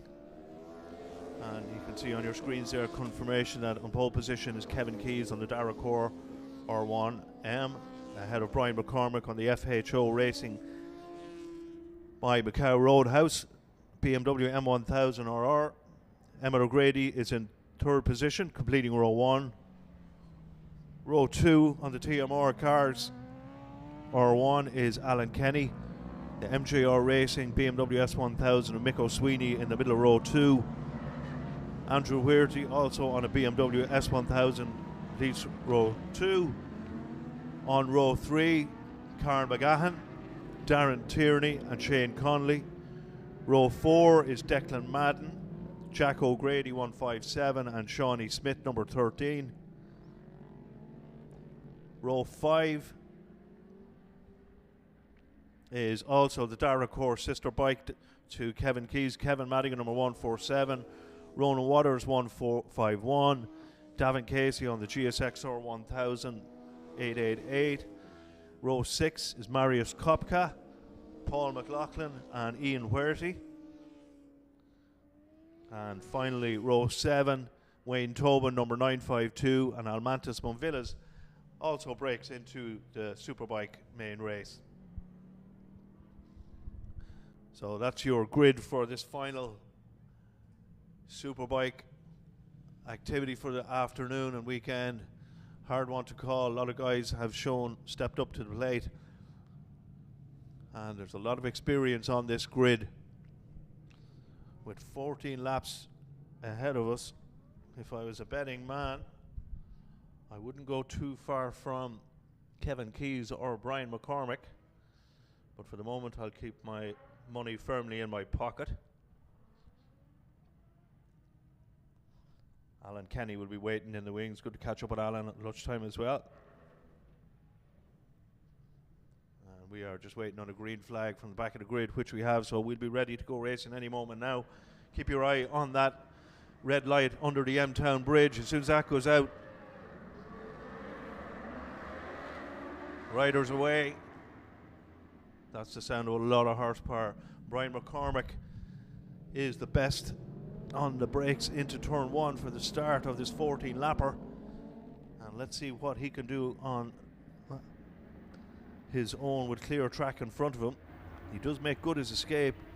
We've seen Kevin Keyes in the past just reel in meters and meters on the brakes. To get that R1 stopped, much greater than you would expect for these big capacity superbikes. While they have tremendous horsepower, a very hard bike to get stopped and turned compared to their 600cc counterparts. But for the moment, it is Brian McCormick who leads into Southside Motor Factors for the first time of 14, ahead of Kevin Keyes. And it's Alan Kenny who's taken third place from Emmett O'Grady. Karen McGahan's had a storming start. Started from row 3 and is currently running in 5th on the road. That's a fantastic start from Karen McGahan, number 2 on that yellow Yamaha R1. A lead of 0.6 of a second for Brian McCormick, and no surprise, the fastest lap going to Brian McCormick, a 58.1, and fastest sector 1 and sector 2. And currently the fastest sector 1 is Kevin Keyes, so you can see the inroads he's making already to Brian McCormick. And let's watch how they line each other up. Of course, Brian will have a pit board here. There won't be much information on. The information he'll have will come from his right ear, and that'll be the sound of the Darracor R1 advancing. Tremendous howl from that M1000. O'Brien took a very, very tight line into turn 1, so obviously has been taking a look at some of Kevin Keyes' riding techniques, and he's not going to leave an inch for the Edenderry rider to scupper Brian's plans of going home with another win in the Superbike category. So again, a really tight line on the exit of turn 3. Very little power advantage between these machines. Again, Brian right on the money of turn 4. And we'll keep an eye on the sector. The fastest sector time on that last lap was Brian McCormick. Fastest lap at the moment so far though is Kevin Keyes. So this will be interesting to see what the timing screen pops up.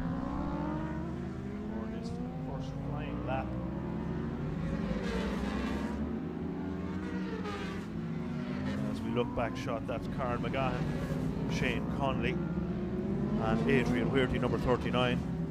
The leaders are already through turn 1 and turn 2. Brian McCormick still holds all the cards, and he's in the 53s at the moment, 53.8. Riding quite defensively, but quite well. The Tramore rider on that M1000 BMW. 400ths of a second to the good of Kevin Keyes, and Emmett O'Grady has retaken that third position from Alan Kenny. Let's have a look at Alan Kenny, see has he had an issue. A 54 on that last lap. No, I think it's just good response from Emmett O'Grady. As the leaders come past again, it is still Brian McCormick. Alan Kenny back in fourth position, third position to Emmett O'Grady, Karen McGahan, and 96. Looks like that's going to be retirement. 86, Ian Werity. Actually, it looks like Ian Werity is a casualty in turn 1 with 2 riders down in turn 1, so that sector is having yellow flags in a minute, so there'll be no overtaken for that, but our leaders are back into shot in turn 4. 4 laps competed. Fastest lap of the race still is Brian McCormick, 53.8, 53.9 for Kevin Keyes. Also the only 2 riders in the 53 bracket at the minute, and they get out of Southside Motor Factors. So it's been very little between these 2 leaders, Brian McCormick and Kevin Keyes, at the moment. BMW Power versus R1. No overtaking allowed, of course. Those yellow flags being waved quite vigorously, and both Brian McCormick and Kevin Keyes will be well aware of that. So we're into sector 2 though, so we're back with a green sector, and we can watch the different lines that the riders take. Kevin really closes in on Brian in turn 3, but not close enough to make anything stick just at the moment, but he'll be looking for a way past very shortly. He's closed that gap from 0.4 down to 0.2 of a second as we see them on the brakes into Southside Motor Factors. Emmett O'Grady, gap back was 2.4. I think that margin may come down slightly. We'll take a look as the leaders go past us once more. That gap has come down just ever so slight, 2.4 down to 2.2 seconds. And still Brian McCormick, who leads Kevin Keyes out of turn 2. Stretch the legs of these 1000cc monsters out into turn 3. Kevin Keyes just not able to get up close enough to bother Brian just yet. As we watch, Brian runs slightly wide on turn 4, and that's enough for Kevin Keyes to get through. I wonder, was that Brian out braking himself? He certainly was running really tightly there for the first couple of laps, but made a mistake there for one reason or another. Kevin Keyes has got through, and now we're going to have a very interesting battle to see if Kevin Keyes can break the toe of Brian McCormick. I don't think this lap time is going to tell us too much, and it doesn't with 54s and 55s, but Brian won't want to let Kevin get too far off in the distance, otherwise there is going to be a lot of work for Brian to do in the closing parts of this 14 lap race. We're already at half race distance. We're looking at the leaders come back into shot on turn 4. It's Kevin Keyes, Emmett O'Grady still in the wings, not written off his chance in case something happens. These riders, we did see the leaders have an incident yesterday with Alan Kenny and Kevin Keyes becoming a cropper at the exit of turn 3, gifting the win to Brian McCormick. So this could be an interesting lap time at the moment. The fastest lap at the moment to Brian McCormick, 53.8, but they're both circulating in mid 54s at the minute. So the pace at the moment is dropped from a 53.8 to the last lap of 54.397. Fastest lap to Brian McCormick, but you don't get points for fastest laps. So Emmett O'Grady is reeling in both of these riders running first and second.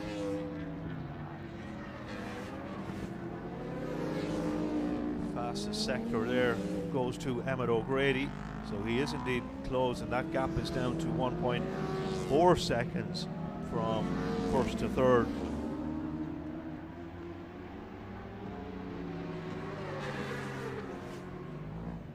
And again, the lap times are in the mid 54 bracket, where they were doing 53.9s, 53.8s on lap 3 and 4. But last lap for all top three riders was 54.4, 54.5, 54.1. So consistency between all three riders at the moment, as we see Kevin Keyes lead out of turn 3. And Emmett O'Grady is back in the mix. He has upped his ante somewhat. Another rider in the 54 bracket at the moment is Alan Kenny, but his last lap was a 54.6 as we watch the leaders come past a slower rider to start lap 11 of 14. Still Kevin Keyes leads. Last laps again were 54.4, 54.4 again for Brian McCormick, so very little between these three riders, and a 54.2 for Emmett O'Grady, who is now in the mix for potentially better than P3 that he's running at the moment. And we see another rider down in Southside Motor Factor, so that sector will be off limits for overtaking at the moment, which is where our leaders are coming into. So there will be no positional change for the moment as we start to look at the closing stages of this final Superbike Pro race of the afternoon. It's all going in the favour of Kevin Keyes, but Emmett O'Grady punts up the inside of Brian McCormick, and that will play into the hands of Kevin Keyes, because while the battle for second and third goes on, it means Kevin Keyes will be able to just keep his focus on running with the lead of this race. 12 of 14 laps in progress. Last laps were 54.5, 54.5, 54.4 for Kevin, Brian and Emmett.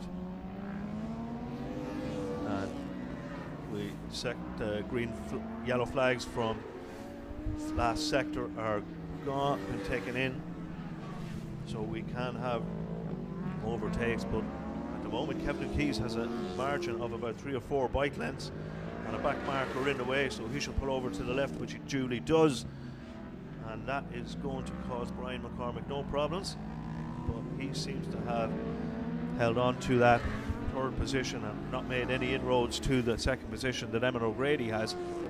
So at the moment it looks as though Kevin Keyes, with a gap of 0.4 over Emmett O'Grady and Brian McCormick, 0.8 of a second further back from Alan Kenny, as the last lap flag is being prepared.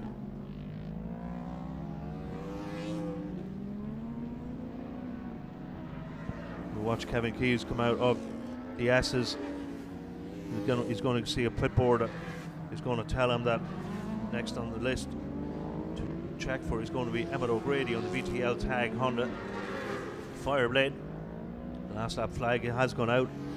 Emmett O'Grady not close enough to have a go, but potentially, unless Kevin Keyes has a response to the progress of Emmett O'Grady, who both did a 54.5, 54.6 with Kevin Keyes marginally slower, but not enough for Emmett O'Grady to threaten his lead at the moment. The lead that Kevin Keyes has had since passing Brian McCormick, who ran slightly wide in that turn 4, allowing the Edenderry rider through on the Darracor Yamaha R1 into the closing stages of this race. Now it is Kevin Keyes who still leads out of turn 4. Emmett O'Grady, don't think he can do anything onto the entry into Southside Motor Factors for the last time, so it looks as though the Edenderry rider is going to be on course for another win in the Principal Insurance Superbike Championship, and it is a win for Kevin Keyes, second for Emmett O'Grady in a third place for Brian McCormack on the FHO Racing Macau Roadhouse by BMW M1000. Alan Kenny should be next, and he does take the checkered flag in fourth. Fifth should be Andrew Huerty. Next we're working on Carl McGahan. And then a cup rider should be Ronan Waters, Declan Madden, and Shawnee Smith. Number 13, Shawnee Smith, just takes the checkered flag for his podium position. Third place in the Superbike Cup Championship. Next up should be Kevin Madigan. 147, and indeed it is. There goes Davin Casey, 888 on the GSXR 1000.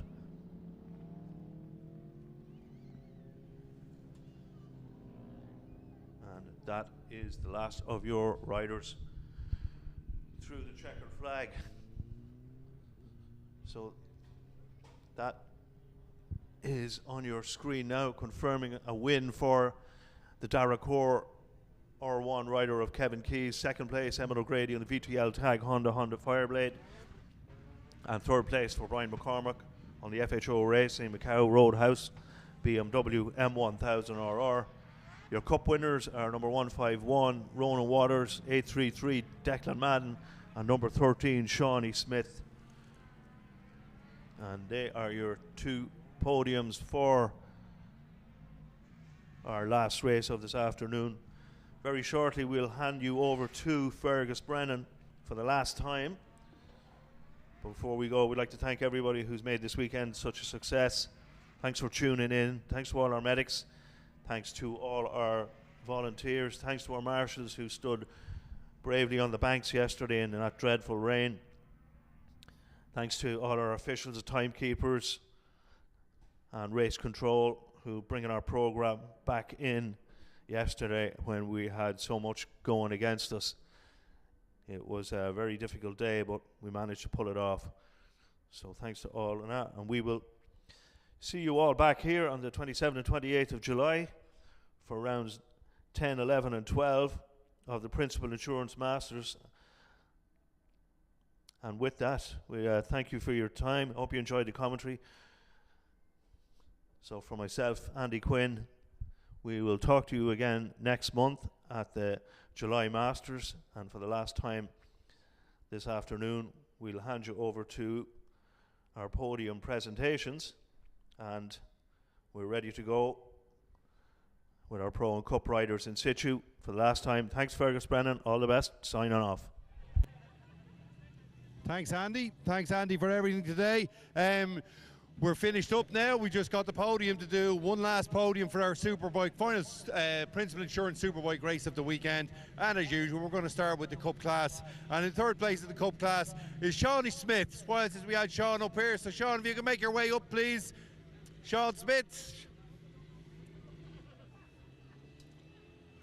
With his fan club down there, all dressed in pink. Sean, it's time to head for the podium. Shawnee. He's not listening to us. So we'll go with Declan Madden fairly quickly after that as well. Then Declan Madden is second after a great battle for the whole race with our winner of the Superbike Cup, Ronan Waters. So we'll deal with these as they arrive, seeing as Shawnee was so slow. Declan looks a bit worn out by that. Well done, well done. Yeah, he wants to do it all again. I think this is a record for the most amount of pink on the podium ever. So we'll give Ronan his. Well done, Ronan. And then finally, Sean, well done. Thank you. Great to see so many of you up here. You were a little bit adrift to the lads, but after earlier on having a few problems, I'm sure you're happy with that. Yeah, exactly. A wee bit of a mishap off the line in the first race, and I didn't get to do it at all. And so it was just hard to be straight on the pace with the boys because, you know, they had the first race done. But happy to finish, get back here on one of these. Yeah, that's what it's all about, isn't it? You said it, yeah. Another step forward. That's it, yeah. Hopefully a bit better maybe next time round. Okay, well done. Fantastic performance. Declan, not the top step this time. A hard old race there with Ronan. So how do you feel? Yeah, I'm tired. That was a good race. I thought I'd have him in the last corner, but I made a mistake in they were the dog legs. So, but look, I rode well, so fair play to them. That's all you have to say? That's it, yeah. Well done. You've done a lot of talking up here in the podium this weekend. Ronan, come on down here. Well, you got back to the top step without the BMW. Yeah, well, it was unexpected, to be honest. I just got a good start. And led from there, I could smell Declan the whole ways around, but delighted to finish. And I'd just like to say thanks to all the boys, Mark, Alan, Daniel, Father, Mick, Richard, Adrian, Pat, and all the lads, and all the sponsors, and all that to get me here. And delighted to be on the top step. Yeah. Okay, well done, and great to be back up on the top step. Well done to our top three in the final Principal Insurance Superbike Cup race of the season. Sean Smith, Declan Madden, well done Declan, and Ronan Waters.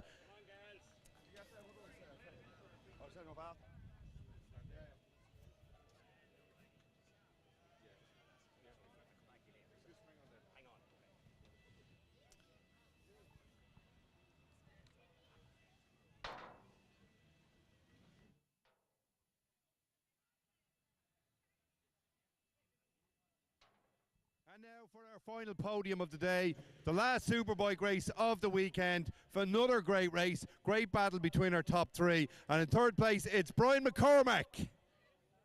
Brian making his way up, as usual. Plenty of sponsors on there on the Roadhouse Macau BMW, but he's got the Megabikes hat on.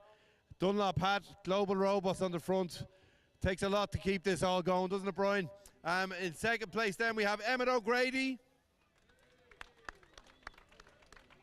And our winner for Darracor Racing, it's Kevin Keys. Well done, Brian. Well done, Emmett. And we just wait now.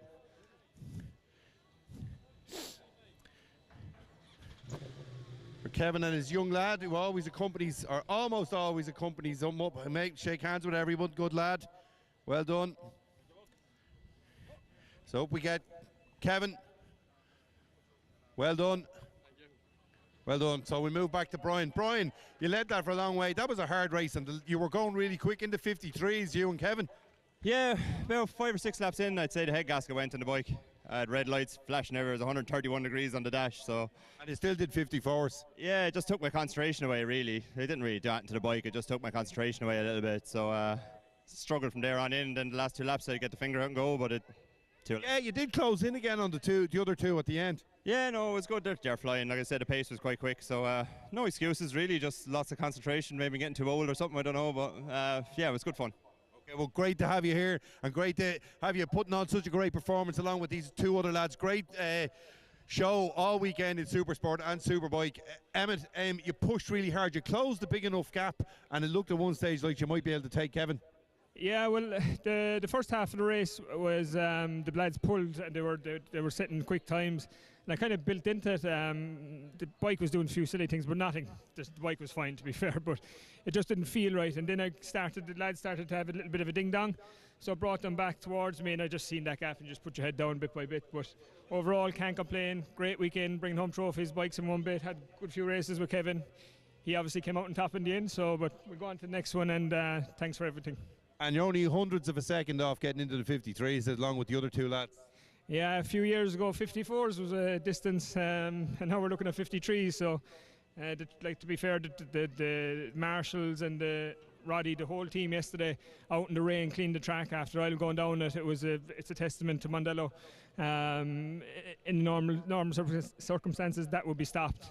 So for the track to be this clean today after what happened yesterday, hats off.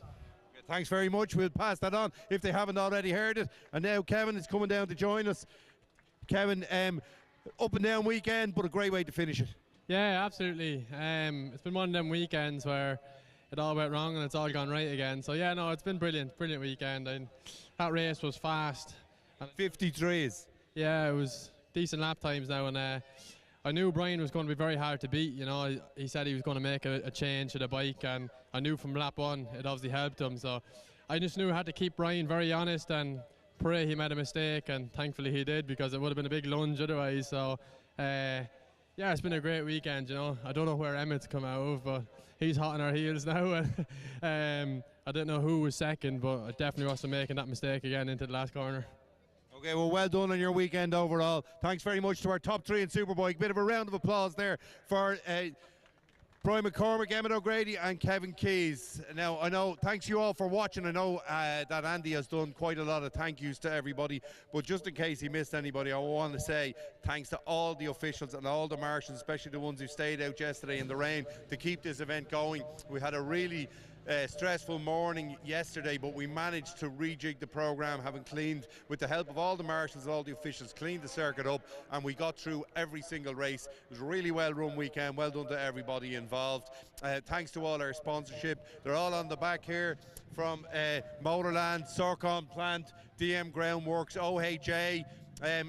They're all there. Please support them. Megabikes, Darracor, and of course Principal Insurance, our main sponsors. And don't forget what I was talking about earlier, the MCI Hole Shot draw. If you've enjoyed this broadcast on our live stream, we won't be here next year if people don't buy their tickets for that draw and support it. There will not be any motorcycle racing after the end of this year. It's really important. MCIHoldshot.com. Get on there, buy your tickets and support Irish motorcycle racing. Thank you all very much for watching, and we'll see you again at the end of July.